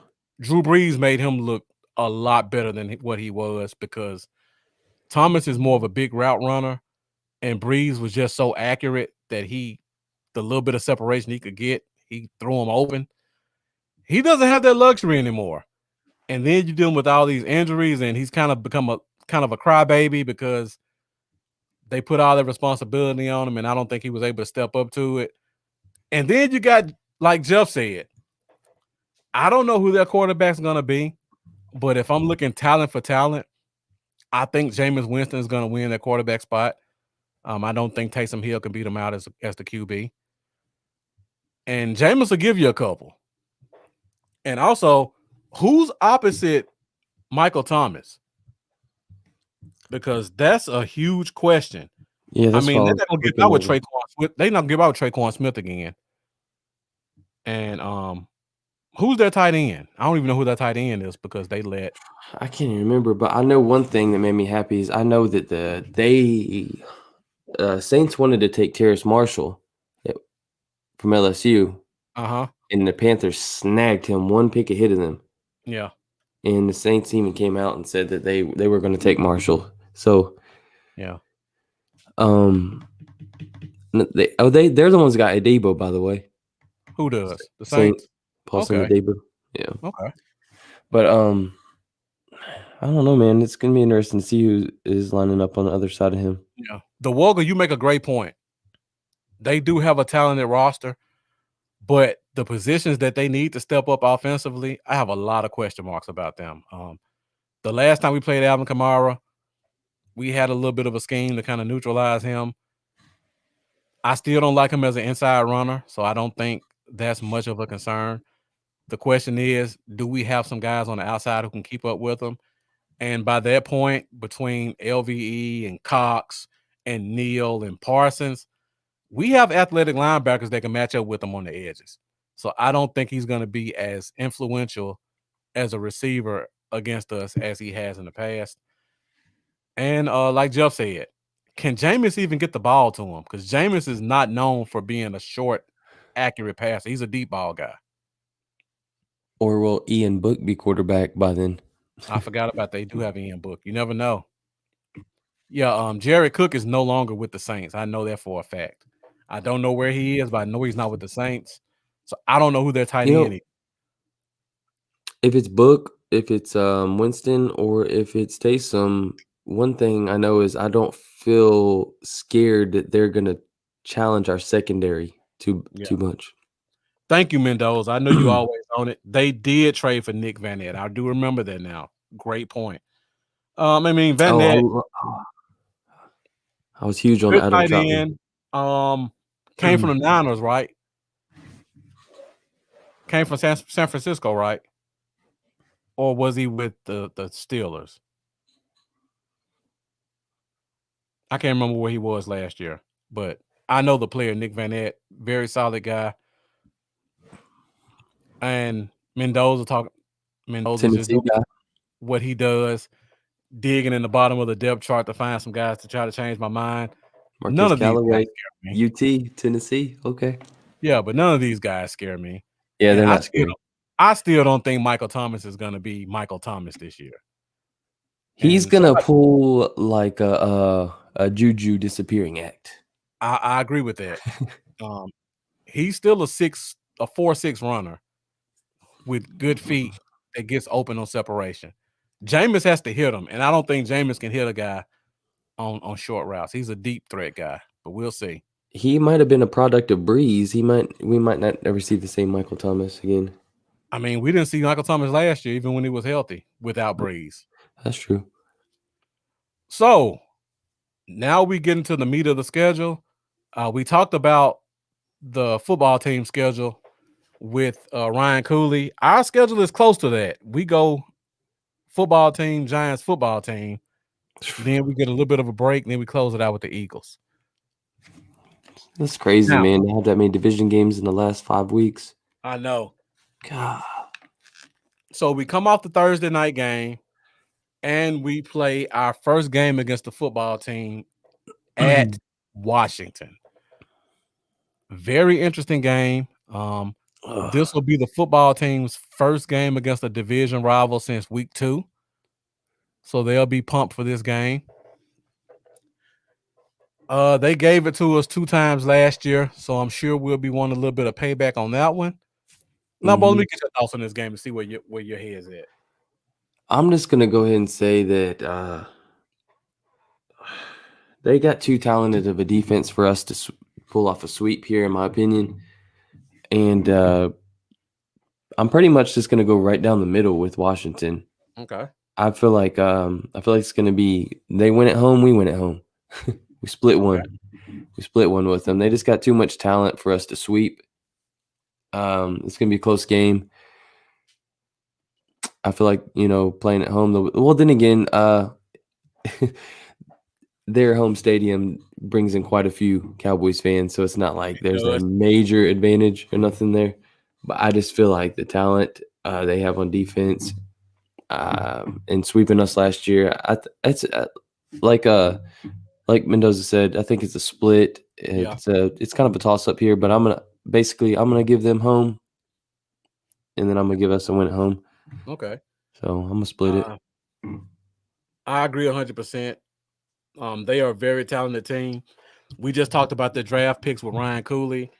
We talked about them going to their 4-3 defense with that scary front four. By this point in the season, Jamin Davis will probably be using his athleticism a lot more just because he's such a talented guy. They finally got a number 2 receiver to go opposite Terry McLaurin, which is very scary for already scary Terry. You know what else is very scary about this whole divisional thing being at the end of the schedule? What's that? What scares me to death about having 4 out of our last 5 games be NFC East division games is we've seen the struggles with our O-line staying healthy. Tyron Smith obviously struggling to stay healthy. Are we going to have our O-line at 100% by the time we get to the very end of the season? That's a good point. I mean, that's going to be detrimental to us making the playoffs, possibly. I mean, we really better hope that we're solid. We're solid when we run into Washington 2 times at the end of the season. Yeah, on that O-line. So let's just hope these guys are going to have a healthy season. They're talking them up. They're saying lots of great things about them. They're really confident that Lau and Tyron are ready to rock. Yeah, Lau's looking strong AF. Yep. He's looking good. So we'll see. If we don't lose both of our tackles, I still think we lose this game before I say anything. I'll talk about Gibson, their running back, Antonio Gibson. I still think he's a very underrated running back. Me too. I think he builds on what he did last year because just like my guy Ryan Cooley just said, their offensive line exceeded expectations last year. And I think they're only going to get better this year with better quarterback play and another season to gel together. And I could see Gibson being a 1,300-yard rusher this year. And I think this is one of those games where he has a repeat of what he did last year. So I see this one. I see the football team pulling this one out on us. And we're definitely going to need our help, just like Mendoza said. And like Marlo said, their D-line could have injuries, but their D-line is so deep. Yeah. Like, if they lose one of their defensive tackles, they still got Tim Settle on the bench who could. If Tim Settle came to Dallas right now, he'd probably be our best defensive lineman. Like, not even joking. And that's their backup. Deeper in hell, man. Little Cowboy Dale Dale came in with an appearance. And then we talk about Shaka Toney, the guy they just drafted, 6'3", 240. By the time we get this deep in the season, he's a 4-4 runner. If something happens to one of their ends, he could come in and give the same pass rush. You just never know. I think Gibson will be a top 5 runner this year, Bossy. I'm that high on Gibson. He's talented. Yeah. Yeah. You know, while we both are saying that we agree on that, that's a guy to target fantasy that can give you a really good return for the value of where you can probably draft him at. Yep. I'm assuming people ain't started doing all their crazy mock drafting or fantasy mock drafting yet, but at this point, I'd say he'd probably go in a pretty fair position. Yeah. Around. Yep. You know, I told you last year in the offseason, Lambo, he was the best running back out of Memphis in the past 3 years over our guy. Which is saying a lot because Tony I think who put it out? Somebody put out recently that he was the most underrated, one of the most underrated players in the NFL. Yeah. It was an article came out, so that's saying a lot about Tony. Yeah, but I told you last offseason, he was better than Darrell Henderson and Tony Pollard as a running back. Yeah. As a pure running back, for sure. And you gave me some flack on that, and everybody else did. But he showed it last year, and I think he improves on that again this year. Yeah, he looks explosive. That kid has it all that you want a running back. 5'11", 225, explosive in the hole, can catch the ball. I think with a quarterback like Fitzpatrick, he's going to take his game to another level, and that's scary. Yeah. Look at the other weapons they added offensively. All right. Week 15, we go to New York, and what'll probably be a very winter mix game, very cold game. I think we both had us beating the Giants easily in week 5. Lambo, what are your thoughts on week 15? Do they get their payback and split the series? I'm just looking for my broom. I don't know where I put it, but yeah, we're gonna sweep them. Okay, sweep them. I agree with you as well. Again, like I said before, I don't trust their quarterback. No matter how good Galladay is, I don't trust the quarterback. Their O-line is extremely suspect.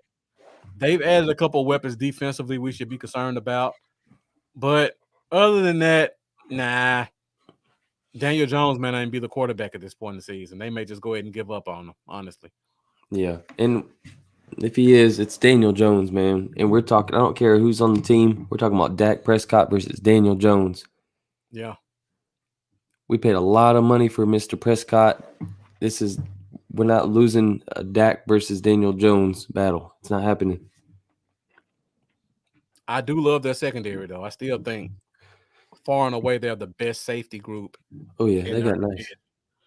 And their cornerbacks aren't slouches either. I know they have a type. They like short corners. They just drafted Aaron Robinson. The Wuggle, you disagree? You think the Giants kick our ass one game this year? I don't know about kicking. I don't know if they're going to kick it. I don't have the faith you have, but hey, none of us know who's right or who's wrong at this point. Yeah. I just don't trust their quarterback to win games. Jeremiah makes the great point. I think Barkley's highly overrated, and I don't think he'll be healthy by this time of the year. Man, he's been so overrated since he came into the league. I mean, he's got talent. I'm not saying that. But the disrespect Zeke got when Barkley came in the league, that drove me nuts and still drives me nuts. People still put him over him. Yeah. I don't know. It drives me crazy. And Mendoza says he's kind of on the fence with this one. But at the end, he thinks it's going to be a sweep. Established 1990. Kind of a wide span of where he thinks our record will be. And the Wuggle, who's been bringing some great comments today. So yeah, you have. I haven't seen your name before. Make sure you keep coming back, man, because we love guys who come in and give us great points like this that we can talk about. And if you're on the my Cowboys Y'all YouTube, please subscribe. If you're on Marcus's YouTube, Bluff City Cowboys, please subscribe. And subscribe to the other as well. Yeah. Cowboys Y'all and Bluff City Cowboys. All right, so reading the Wuggles comment, he's a Jones fan. I can't blame you for that, but you don't think it's fair to act like it's Jones versus Dak? It's Jones versus a defense and Dak against a fantastic defense. That's a good point. Right. But again, like the point I was about to make, their corners, they have a certain type of corner they like. They like short, shifty, aggressive corners. I think we could take advantage of that. We took advantage of it a little bit last year. I love their safety group, but I feel like we can take advantage of their corners. They did add a very athletic pass rusher, which is something they haven't had in a while. I think the loss of Dalvin Tomlinson may hurt them a little bit on the inside. So I feel like that's something we can maybe take advantage of. And I feel like by the time we get to week 15, our defense is going to look a lot better than people think. Because I don't think they're a fantastic defense. So we'll see. I'm going to say this. Maybe this is a bold prediction. Maybe it's not. But I will say by the time we face them, our defense is going to be looked at as the better unit. That's pretty bold, Lambo. I'll say that. That's my optimism with this defense. But again, me and you, we've been talking about a guy named Michael Parsons for a while. Yeah. I also love some Kelvin Joseph, but I believe he needs it's going to take him a while to get in. He'll be rolling by the time that rolls around. I'm just confident with some of the guys we got, and I'm confident with the addition of Quinn. So maybe I'm a little optimistic. We'll see. I may eat crow, but for now, I'm going to go all in and say that by the time we play the Giants week 15, we can come back to this video today on May the 13th and say that we're going to have a much better defense than them. So just because the Woggle brought that up, I thought I'd just go and check out the Giants defense. So their defensive line is Leonard Williams, Austin Johnson, and Dexter Lawrence. Austin Lawrence is a talented player for what he does as a nose tackle. I like their two ends a lot. And if Austin Johnson isn't enough, they do have Danny Shelton as a backup. Mm-hmm. Then I look at their outside linebackers. They have Ryan Anderson, which they got from the football team. A little bit long in the tooth, still has some good years in them. And then they have Azeez Ojulari, the guy that they drafted in the second round. Probably one of the best pass rushing linebackers in the draft. And then they still have O'Shane Jimenez, who came on last year. We talked about James Burnt Toast Bradbury. He had a solid year last year. We can't really call him burnt toast anymore after how he played last year. Then they signed Adoree Jackson. I think that's a little bit overrated. I don't think he's a talented corner. They also drafted Aaron Robinson. Got paid a little too high. He did get paid a little bit too high. They have Aaron Robinson, and then they have Darnay Holmes, a kid out of UCLA I really liked last year. And then their safeties, Logan Ryan and Jabril Peppers, with Xavier McKinney and Julian Love on the bench. That is a ridiculously talented safety group. Yeah, the safety group definitely beats our safety group out by very wide margin. Very wide margin. McKinney and Love would probably come and easily start on this team right now, and that's their backups. One of them will probably be playing corner. I think Julian Love may play some corner because he can do both. So, again, the Woggle, you don't have to backtrack. They have a talented defense. I agree with you on that. I just feel like our defense by that time of year, we should be a little bit better than people expect, and Daniel Jones is just going to give it to us, like plain and simple. We pretty much are in boomer bust territory, I feel like, with our defense. I feel like they're going to be really good or not what we expected at all. Jeremiah asked a very good question. Do we think Kelvin Joseph is a better prospect than Diggs when he came out last year? For me, no. I had Diggs as a borderline first round talent last year. Yeah, I had Diggs as one of the guys I would have been okay with at 17.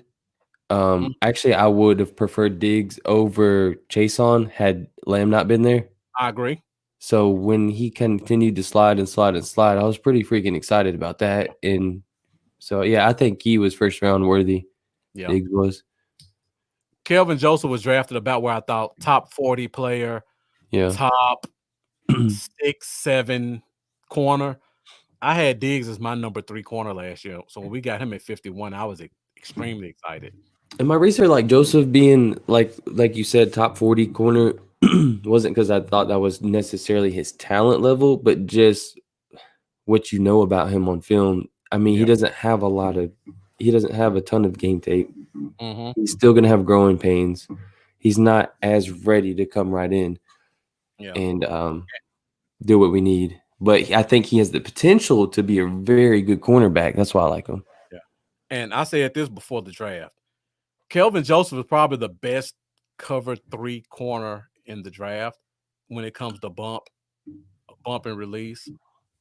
And he was perfect for this scheme. But when you look at him on tape, his tape is limited.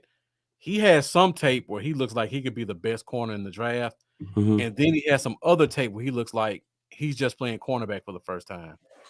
Yeah. So that's kind of scary. So you hope there's this mental errors. Yeah, you hope because he's coming into a system where he can work on playing football full time that he'll get to work on that because he was just ready to get back on the field because he missed a year. He's got the speed. Yeah. He's got speed. That's good. And again, he's only 5'11", so people don't think he's a tall, lanky corner. He's a 5'11" corner. Kelvin Joseph is. And my guy Bossy says New York will have a top defense, but with Jones throwing interceptions, it might hurt that D. Definitely throwing interceptions and fumbling because didn't he have Doesn't he have like 20-some fumbles lost for his career in like 3 years? Something It's ridiculous. up there. It's up there. ridiculous. Yeah. I was about to bring up is kind of what Mendoza hit on is the run defense needs to be better, and I think it will be better. And exactly, golly, I was about to say that our run defense was in the bottom. It was like 31, I think. I want to say it was 31st. Our pass defense was 11th ranked, which a lot of people didn't even realize. And I think we're honestly going to do better in pass coverage this year than we did last year. You fix the run defense, which we really have hit hard in the draft, and also in free agency with the addition of Urban, who everybody's kind of forgot about. It seems like the guy was like second in the NFL in run grade, or somewhere up there. Yep. I really do think we're going to have an improved defense, much more than expected. The pass defense wasn't near as horrible as everyone kind of thought it was overall. The run defense, though, was a travesty. Yeah. And we will fix that, I believe. Yeah. If you go back and really look at last year, our pass defense didn't give up a lot of passes. They gave up a lot of big plays. But when it came to just playing first, second, third down, they didn't really give up a lot of passes. Most of the times teams picked on us with Jalen covering tight ends on 3rd and long. Our corners, Jabril Cox. Right. Our corners were really solid when it came to covering. It's just they had a bunch of mental errors that makes us look at them like they were awful. They were solid. If you cut out 3 big pass plays, you would say this was probably a pretty solid cornerback group, especially once we started playing more cover 2 concepts late in the year. I don't think we'll do that this year because I think we've upgraded our corner position with Boss Man Fat on the outside and some of these big nickel guys I think we're going to bring in the inside. And like Jeff says, he has ball skills too. Lambo, he had 5 interceptions in 9 games this past season? Yeah. It was 5 or 4, something like that. Yeah. It was either 4 or 5 in 9 games. Yeah. So now we got 2 outside corners who are good in press and release and have very good ball skills. He wasn't challenged a lot when they played Alabama, and the team as a whole got destroyed, but Kelvin Joseph didn't get destroyed. I mean, he didn't get targeted a lot, targeted 3 times, 0 receptions and an interception.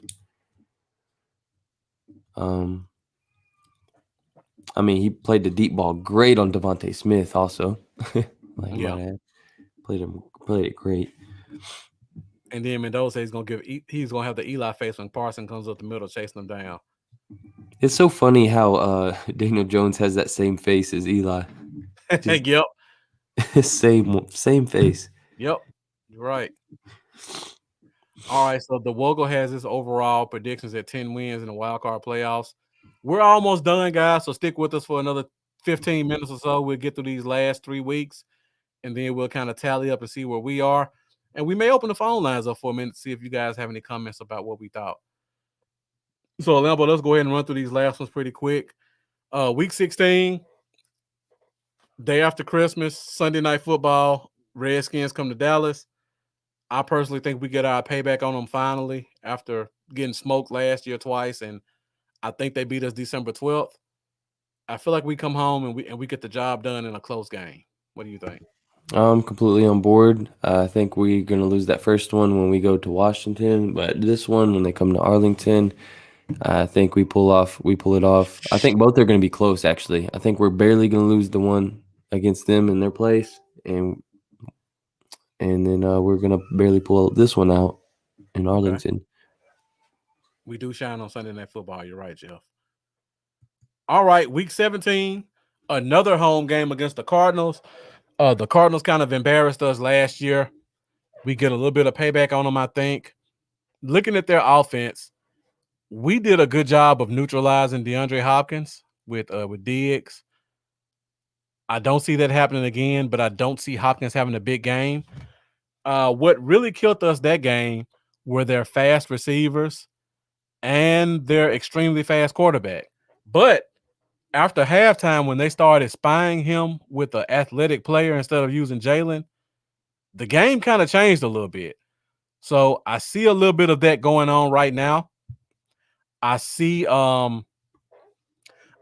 us against the Cardinals We're not going to give up those deep plays like we did when we had Worley as the outside corner where he forgot how to play cover 3 all of a sudden. So I see Boss Man Fat being an improvement right there. I see Hopkins having a bigger impact, but not just dominating the game, because I think Diggs did a good job on him and that'll continue. And then I feel like we're going to use a better guy to spy him with, like a Micah Parsons. I feel like if you substitute Micah Parsons for Jalen Smith as our spy, that completely changes the game around for their quarterback and his ability to run. On top of that, we're going to have Dak, and hopefully we have Dak and some of our offensive linemen back. So I feel like we move the ball a little bit better as well. And like Jeff says, I think Parsons will help neutralize Murray. He won't see a guy in Jalen who can't move left or right and just think I can outrun him, which is what killed us last year. I think Parsons is going to catch him slipping once or twice, and that's going to make the big difference in the game, the big payback. And Mendoza says, do I see any other player taking that quarterback spiral that Goodwin did? Like I just said, I think it's Parsons. I think this is one of those games where they're like, okay, this is our most athletic player on defense.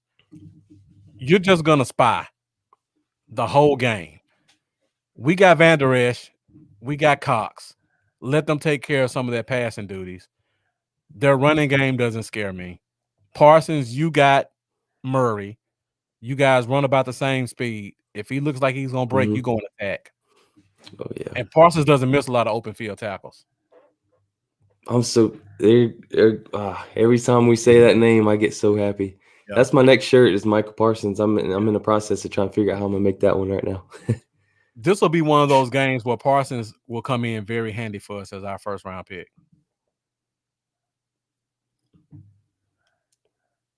All right, so we're down to our last game. Week 18, Sunday on Fox. I don't know if this will have any playoff implications or not, but we go to Philadelphia. This one, I haven't even tallied up where I think our record's going to be. 1, 2, 3, 4.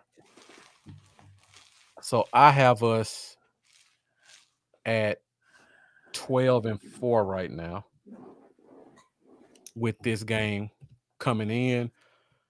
To be honest, I think 12-4 would be good enough to secure the division. I'll give the Eagles this game. Unless the Eagles are in a situation where they can take advantage of getting a higher draft pick and then they sit everybody like they did last year. Oh, yeah, because hold on, what's our record at this point at this Eagles game? I have it at 12-4. You're right. So we probably would give this up unless they pull that again.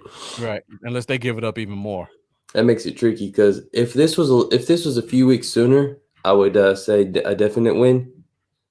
But like you said, the only reason I would give them a win is because I feel like we could start kind of like pulling back on some of our key players. Yeah. At this point, if we are sitting at 12-4, if they're 4-12 and they feel like they made a mistake with Jalen Hurts, and their quarterback, and they feel like there's a guy in the draft they want, they may just throw this game like they did last year. Yeah.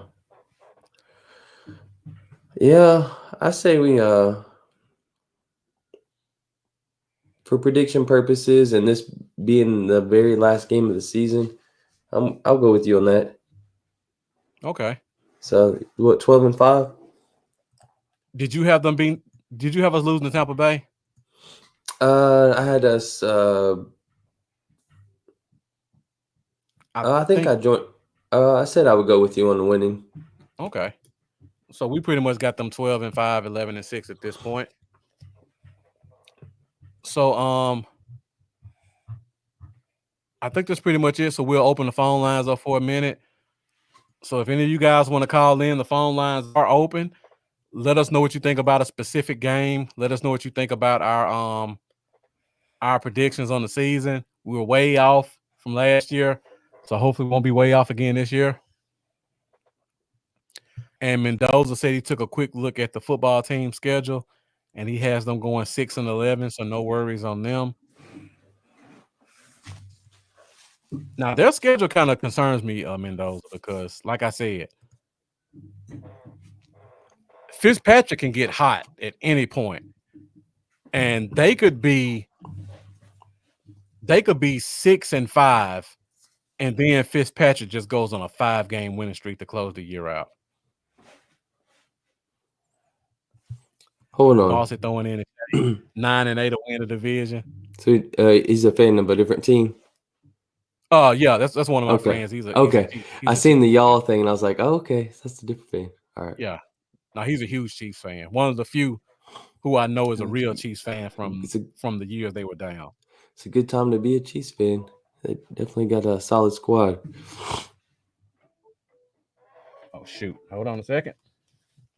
Whoever's calling in, stay with me for a minute. It's the Wuggle. All right, 757, you're on there. 757. Hello. I just got one thing to say. Cowboys Super Bowl. Is this the Wuggle? Who am I speaking with? Lamar? Yeah. Okay, what's up, man? Hold on, which Cowboys Lamar? Super Bowl. Nothing to say. Are you the Lamar from YouTube that follows that watches every week? Yeah. Oh man, well, thank you for calling in, man. Is it my hometown bro, Lamar? Yeah. 757. Let's go. Yeah. All right, man. Cowboy Super Bowl, huh? So you got them 12-5 too? It's time. Yeah. I think we're gonna take over the NFC, man. I think the NFC is up for grabs, and I think we're gonna take it. All right, man. Well, appreciate your support. Yeah. I mean, it's let me ask time. you this question. So let's say Aaron Rodgers stays with Green Bay and we see them in the playoffs. You think we beat Aaron Rodgers? It's time. I think we can barely beat them. Okay. If he goes to the Broncos, it'll be a problem. But this year, if he stays with Green Bay, I think we'll finally be able to beat them this year. Okay. I mean, you got to think too. The unhealthy relationship affects how that team will play. You got all that drama going on, him not wanting to be there, playing through, and this and that. I feel like that could kind of affect his play some. Yeah. This year. Well, last year it did. I said that, like, I don't think he's going to play as hard for them in Green Bay this year. But if he goes somewhere else in the NFC, he's going to ball. Yeah. Yeah.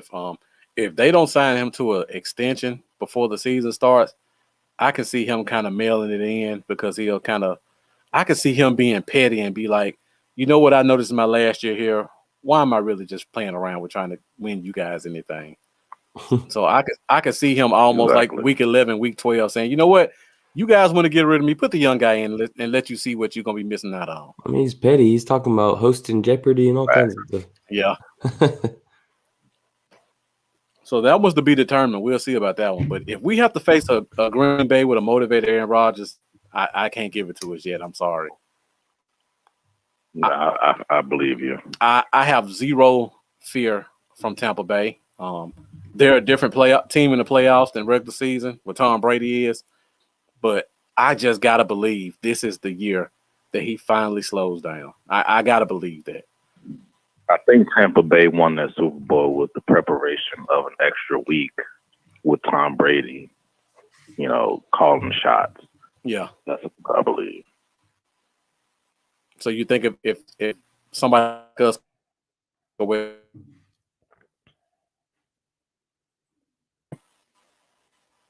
Okay. All right. So before I let you go, looking at our division, if you think we're number one, who you think is going to be the number 2 team? Definitely Washington. I think Washington is closest to I agree. I think the Giants will be number 3. I'm not big on other teams and stats and all that, but just looking at what they've been able to do for this past year, and what they've gained this past year. Mm-hmm. People have to realize, like, it's still in the playoff race without our main quarterback. Right. You know what I'm saying? So we got Dak back. Our offense was amazing with him. Our defense was trash, but I do think it has improved. I don't think the division will be able to keep up with us this year. I honestly don't. Yeah, I could see Washington giving us a couple of scares, but nobody, like you said, nobody else really concerns me in this defense. I mean, this division. I think I have the same order, honestly. I have us, then Washington, then New York, and then Philly. Yeah. Yeah, I mean, I look at us week 16 last year in a game that the Eagles pretty much needed to win to go to the playoffs, and we spanked them.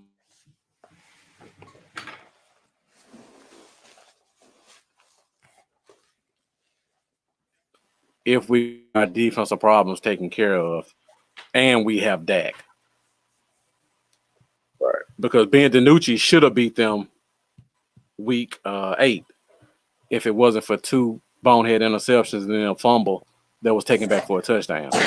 That's a lot. That's a lot that we need to give them that game. So I just can't even see how the Eagles can compete with us. And the Giants, we beat them with that getting hurt, and then they came back and they barely beat us week 17. Right. So I don't see. I just, people, we were fighting. We were still in the fight for the division without some of our side. Zeke wasn't performing well, and we had one of the worst defenses of all time. Corners were hurt. Now we bring in a new coach. We got Dak back. Our offensive line is healthy. We still got the receiving core. I don't see them keeping up with us this year. I agree, and that's not being optimistic. That's being objective, looking at how we performed last year with lesser talent. Yep. Yeah.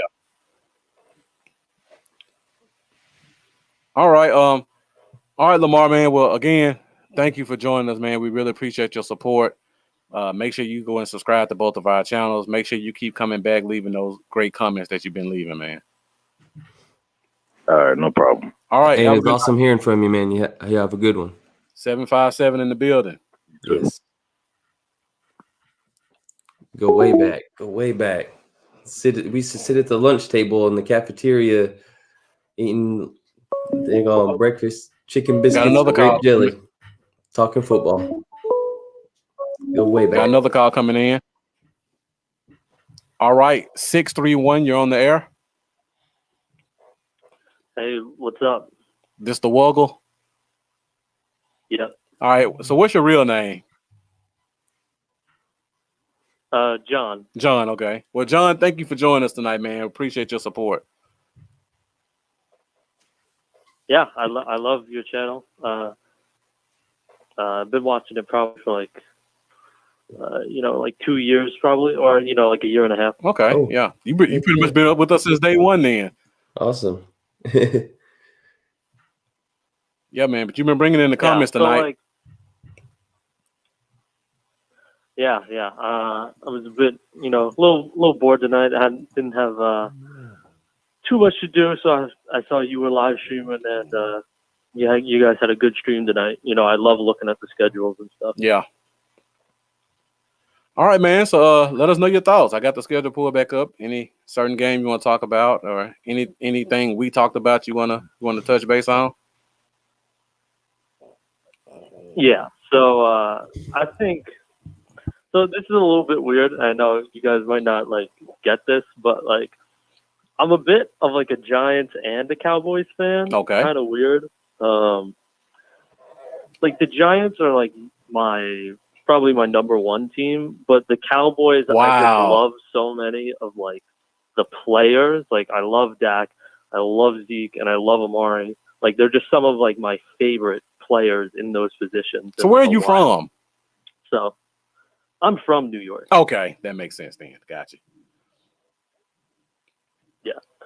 But when I was like younger and like I just kind of liked the Giants because I was, I was just living here. Yeah. I liked the Cowboys too, just kind of because of like the way they were kind of portrayed in like the media and just like the history of the team and Romo. I loved all that type of stuff. So, and it was a little, kind of before like I was like really paying attention to football as well. So like I didn't understand like the whole like division stuff and that like that the Giants and the Cowboys were kind of rivals. So it just kind of happened on accident that I liked both of them. Yeah, I'm a little bit in the same boat with you. I'm a diehard Cowboys fan, but I grew up in Mississippi. I went to Ole Miss, so pretty much my whole life we just got beat in our head that is Jesus and then Eli Manning. So when Eli joined the Giants, I always kind of secretly rooted for him, just because of that history and coming from my alma mater. And I can remember being in high school, getting recruited by Ole Miss and being at the games on the sidelines and getting a chance to see him in the locker room as a college player. So some of that stuff just kind of got imprinted on me. So I've always kind of closely watched what the Giants did. For me, I'll have to say, I can definitely see that being a problem. I'm in no way a Giants fan, though. I just put that out there. I don't fall in the necessarily the same boat, but I have a family full of psychotic Dallas Cowboys fans. Like my grandma started being a fan when the team was formed in 1960.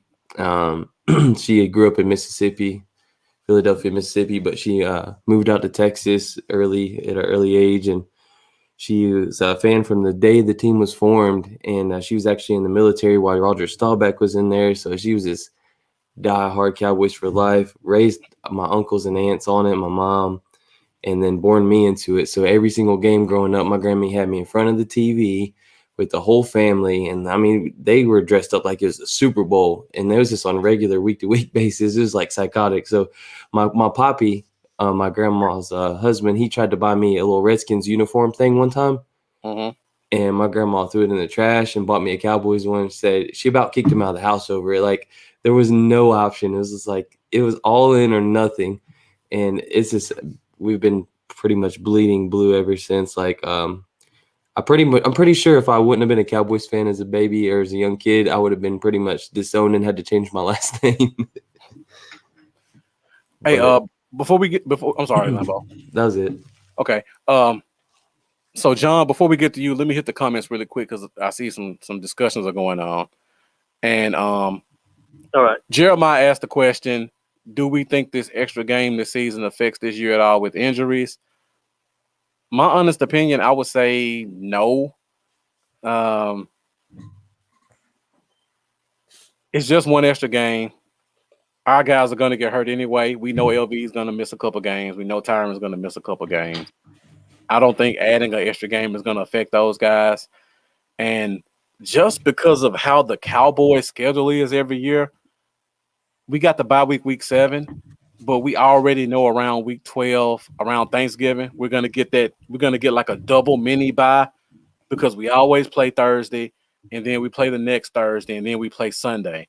So every year Dallas is going to get like this little mini bye close to end of the year. So I don't feel like for us specifically, the whole we're gonna run our guys into the ground at the end of the year is in effect for a team like us. Now, for a team like Cincinnati or a team like that who doesn't get a lot of primetime games, I would say, yeah, it may affect them. But for us, I don't think it'll hurt us as much. And my guy Bossy said he thinks we can compete with any team this year because we got weapons. Appreciate that. I know you won't say that about the Chiefs, but yeah, you're right. So we'll ask you this question, John, since we got you here. Mendoza asked the question, because Lambo and I both have us sweeping the Giants and the Eagles. Which team do you think is more likely to get swept by us? Between the Giants and the Eagles? Yeah. I think the Eagles 100%. I don't think looking at both of those rosters I think the Eagles get swept by every team in our division, to be honest. Yeah. I don't think that Eagles roster with that, their head coach couldn't even speak on his first press conference. Yeah. I don't got faith in him. I don't got faith in Jalen Hurts. Their number one receiver is going to have to be a rookie receiver who, some people have questions about his weight and whatever. I don't trust that team whatsoever. I think that they get swept by everybody. So for sure, I think they get the, we're going to clip them wings. Yeah. I said that to Drew Pearson on last year on his show. We'll clip them wings. So John, before we let you go, so do you think we split with the Giants, or you think they sweep us? Because you were going pretty hard in the comments. Yeah, so I think split. Okay. I'm not confident enough to say the Giants straight up sweep them, mostly because, and it's not really because of the defense, but it's more so because the Cowboys' offense, obviously. Mm-hmm. And I do think that, so I think that the records for those two teams, I think Giants finish first and the Cowboys finish second in the division with only one win apart. You mean this year? Yeah. You think the Giants take the division? Okay. I think Giants take the division. I think Cowboys have one less win. So you think the Giants will win 11 or 12 games? Yeah. Okay. Now it's all kind of reliant on what I think, should happen. So the Giants offensive line wasn't anything special. It was pretty bad. They were awful. Last year. But his, Jones's time to throw actually was league average. Uh-huh. So the offensive line gave up a couple of horrendous sacks that had 0.5 seconds for after snapping the ball. Yeah. That happened a decent bit. But now that you have real receivers, because one of the reasons that stuff kind of happened, despite the even though the line was young, one of the big reasons that it happened was because you didn't have you had Golden Tate and an injured Darius Slayton as your top guys, and an injured Sterling Shepard, yeah. To take away, and Sterling Shepard, who also got injured early on during the season. So I think having people like Kenny Golladay, you have that defensive back or an extra linebacker in who's blitzing. Last year, we were Giants were one of the most blitzed teams last year, but now obviously you have Kyle Rudolph, Kadarius Toney, Kenny Golladay. I think you add all those players, and it's certainly an incentive for other teams to finally not blitz. Okay. That young O-line so much. I think everything. It's all one big machine, and as soon as one thing goes wrong on offense, it can affect everything. So I think since they patched that off the offensive holes besides the O-line, I think if you patch that enough like they did, you can at the very least get around an average offensive line, which is personally what I think all that they really need. Okay. Their defense was top 9 in terms of points per game allowed. Adoree Jackson, I know you said you didn't think he's a great corner. I think he's an all right corner. He's an all right corner. That's not a bad thing. I agree. I think he's an above average cornerback too, though, because that's what he'll be. He'll be our cornerback too. I think he'll be a little bit above average for that position. Who's your cornerback one then? James Bradbury. Okay. All right. I thought, James Bradbury, personally, I thought, I didn't think he was going to be that great going into the season, but he matched up pretty damn well against a lot of, top wide receivers like Allen Robinson and stuff like that. So I think there was more Titan scheme than surprised anything, but we can agree to disagree on that. Yeah, and also their defensive coordinator, I think, just kind of that scheme seemingly like elevated some players. So even if they're not as good as their performances was as players, I think that defensive coordinator is one of the better ones, to the point where he can kind of elevate his players a little bit and put them into positions to succeed. All right. So, John, before I let you go, because you brought this up a couple times, and I'm just curious to get your answer to this. Where did they plug the holes up at on the offensive line? Because I see Will Hernandez is probably going to still start. Shane Lemieux is probably going to still start. Andrew Thomas didn't show me much last year, and I'm not certain whether or not Nate Solder comes back. So I'm just curious, what position did they fill a hole with? Well, specifically, I meant really more so that they plugged a bunch of holes on the offense that, weren't offensive line. So their wide receiver, your tight end is, you got Kyle Rudolph, who's more of a reliable possessive catch type of guy than Ingram was. So I really meant like you're compensating a little bit in terms of, the O-line maybe isn't as bad as it was last year. Okay. Because you had, rookie Andrew Thomas. Also, I can't remember, but I feel like I heard a story that said Andrew Thomas, he had a bad ankle that he played on during the season, so he had to get surgery on it the off season. So it's not necessarily that they upgraded the O-line; it's that they upgraded the other pieces of the offense that will prevent the mass blitzing that kind of happened to them. So I think obviously, I think Andrew Thomas will be a pretty decent left tackle. I think Will Hernandez is a decent left guard. And I like Nick Gates as their center. Their right guard, Shane Lemieux, early pick. He's an okay run blocker, and that's kind of all he's kind of shown. So we'll see about that. And their right tackle, I don't even know who's going to play right tackle. I guess it could be, they could switch the line around a little bit. Nick Gates played tackle before. He was pretty good at that. It kind of depends what they do. But so you're not selling me on that one, John. You're not selling me on this O-line.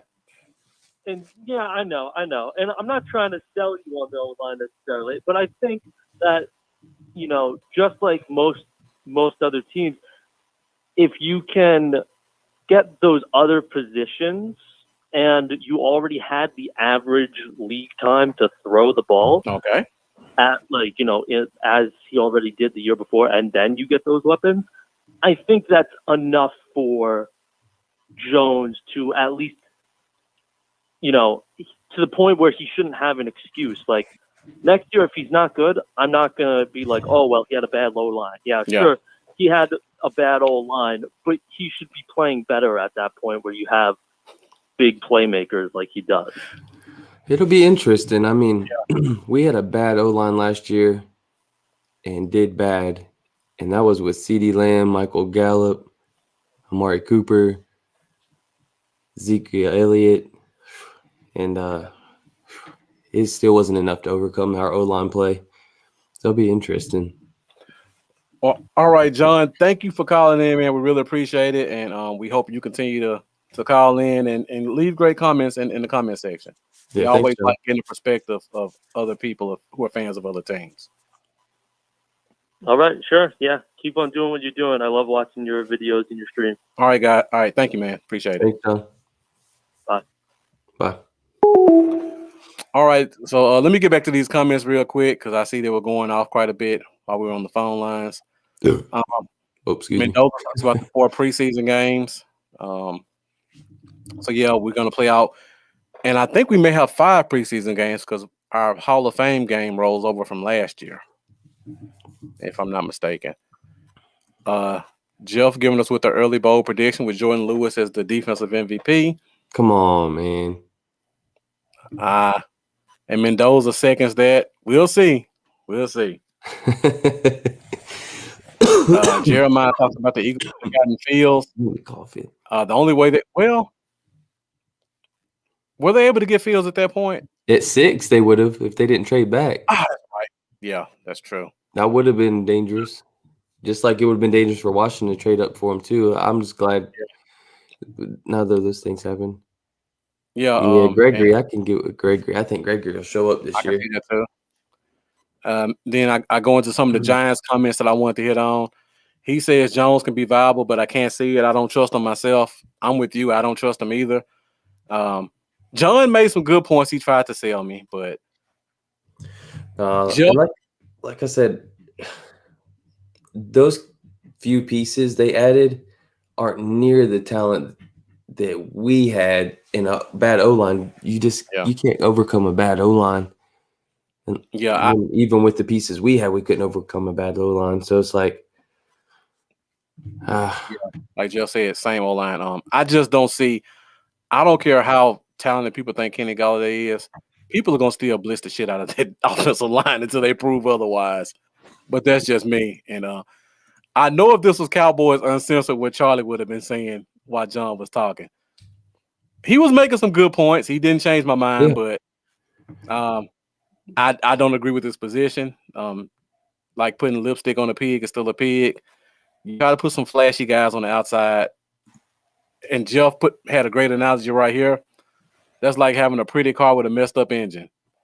Yeah, you can make the outside of it look real nice at that skill position with Tony and Kyle Rudolph. Yeah, but it looks nice. The interior's clean. The outside ain't looking bad. But something that you got to have that O2 sensor's bad, and that I mean it ain't wanting to accelerate like it should. So I only use that comparison because I have an O2 sensor out right now. It's pissing me off. I try to drive uphill. I live in the mountains, and I see Lambeau froze up. Mendoza, like you said, the word of the day is blitz. If I'm not mistaken, Will Hernandez had one of the lowest PFF grades in NFL last year, and the guy who replaced him had the third worst. And both of those guys are probably going to be your bookend guards. So that's something you got to worry about. And Charlie, thank you for correcting me on this. It's just 4. NFL cut it down to 3, and a Hall of Fame game gives us 4. And Jeremiah, thank you for updating me on this. Fields was the pick at 11. They took Smith at 10. This will be one we'll talk about in about 3 or 4 years, how they had a chance to get their guy, and they didn't. And Charlie, I was laughing because he said he made no good points. He made a few good points, Charlie. I don't agree with the offensive line. Everything he said about the receivers and the corners, I agree with that. Yeah. That offensive line is awful. And I do agree. Adoree Jackson is an average corner. I think the Titans have that system that makes small corners look good. Yeah. So I think he was overpaid for sure. Yeah, I don't see him scaring me in terms of my receivers. Their safety scare me more than anything. Yeah, their safeties are legit. Yeah. And Jeremiah says they should have went quarterback instead of wide receiver, but I'm happy they didn't. I don't think you're too scared of Kadarius Toney either. Yeah. I do think he's talented, but he's one of those – he's kind of like I loved watching him in college. He's got a lot of talent, but it's almost in a way like a Tavon Austin type situation. Yeah. Explosive talent type guy, but how well does it translate to the NFL ball field? So, yeah. And the Wogle giving us his closing thoughts. And again, we don't know who's right or who's wrong, but we always like good debate. And if you're making good, strong arguments, I'll always listen, even if I disagree with them. He says the O-line was given average time to throw, and now he has players to throw it to. So he thinks that'll make the O-line look better. And again, appreciate you calling. Appreciate the great comments. Make sure you subscribe. And make sure you keep coming back because we always like to have that that perspective from another team at the Cowboys Zone because you guys, as division rivals, may know our team better than most of our fans do. Because I can go back and forth with you about the Giants all night as well because I follow them very closely. Now, I didn't get a chance to say this, but the average time, I would put that more in Jason Garrett's scheme, and everybody who's watching knows Jason Garrett's scheme. It's all Yeah. Y option, short throws, read those little quick speed option plays. I think a lot of that came because that's the kind of scheme your offensive coordinator wanted to run. I don't think it was getting average time because the offensive line was holding up. But we'll see. All right, guys, we're at 3 hours, which is I'm going to ridiculous. Yeah, we hadn't been on here in a while together, so we had to go big. Yeah, definitely. I meant to respond to Mendoza earlier, so I was just gonna throw this out there really fast at the end. I was just saving it. When he asked about my grandma and stuff, she didn't actually get to meet or Roger or anything, but they were in the Navy at the same time, and she was already a Cowboys fan, so it like made her even more of a Cowboys fan when he came from the Navy to the Cowboys. Is kind of but I will say one quick cool story though is when I was younger, I had a best friend move to Texas from Virginia Beach to Texas, and he would send me autographs back from the players. He got to go to all the games. He'd write me letters and brag about how awesome it was, and I was like, yeah, I'm gonna move out there as soon as I'm 18. And he was getting ready to go to the X Games, and he died out there in Texas. So there's some autographs he had sent me, right? And my grandma, well, I guess she wasn't thinking it would ruin them, but she tried to laminate like over top of these autographs that I got from some players that he sent me before he died. And for some reason it smeared them, and the autographs were completely ruined. My grandma felt so bad. Like she wrote this like 2 or 3 page letter or something like that. I was probably 13 years old, 14 years old, but I don't remember how many pages it was, but I know she wrote a long letter, and she wrote it to the Cowboys and put it to Jerry Jones. And I don't really think she was expecting a response at all. And this is one of the reasons that I've always been a huge Jerry guy, because I know you say what you want about him, but he loves the fans, he loves the players, he loves the team with a passion, and I'll always respect that. But he actually, like 2 months later, my grandma got a letter back from Jerry Jones, and thanking the Lambert family, my family, for being, diehard fans and this and that, and said some nice words. And he sent me. It was the year after Emmett broke the rushing record against Seattle or whatever. I believe it's Seattle, right? Yeah. So he sent me a game stub ticket, which unfortunately I don't have because it got stolen from me when I moved to Tennessee. A ton of stuff got stolen, but he sent me a game stub ticket of the Emmitt Smith from that game, from that exact game. He sent me a ticket stub of that with like 3 or 4 autographs, and Emmett was one of the autographs on there. And he just wrote a nice letter to us, and so that was about it. But I don't know. I just always had a tremendous respect for Jerry for taking the time out of his day to write my family back, just because of that. Because that's really cool. It made my day, it made her day. She obviously felt way better about accidentally ruining those autographs when Jerry writes us back. So yeah, it's pretty cool. Yeah, Jerry's a cool dude. All right, guys. Well, we're over 3 hours. I think that's going to be pretty much it for the Cowboys on today. As always, thank you guys for watching. We really appreciate your support. We appreciate all your great comments. Thank you to our guest, Ryan Cooley, to talk about the Washington football team. We're going to try to keep that train rolling. So if the Wuggle, you're still here, our goal next week is to either bring in Justin Panic, who's probably one of the biggest up-and-coming Giants bloggers in the country right now. So hopefully he can come in and talk about their team. If not, we're going to try to get Philly Fanatic, who's going to come in and talk about the Eagles, either or. And then we're going to break down our undrafted free agents so far. And we're going to talk about any news and notes that comes from the rookie training camp or rookie mini camp that's going to happen this weekend. So like I said before, thank you guys for watching. Lambo, I don't have my music with me today, so let them know that social media. Y'all can hit me up on Facebook, Twitter, YouTube, and Patreon at Cowboys Y'all, and Instagram is Cowboys Y'all 88.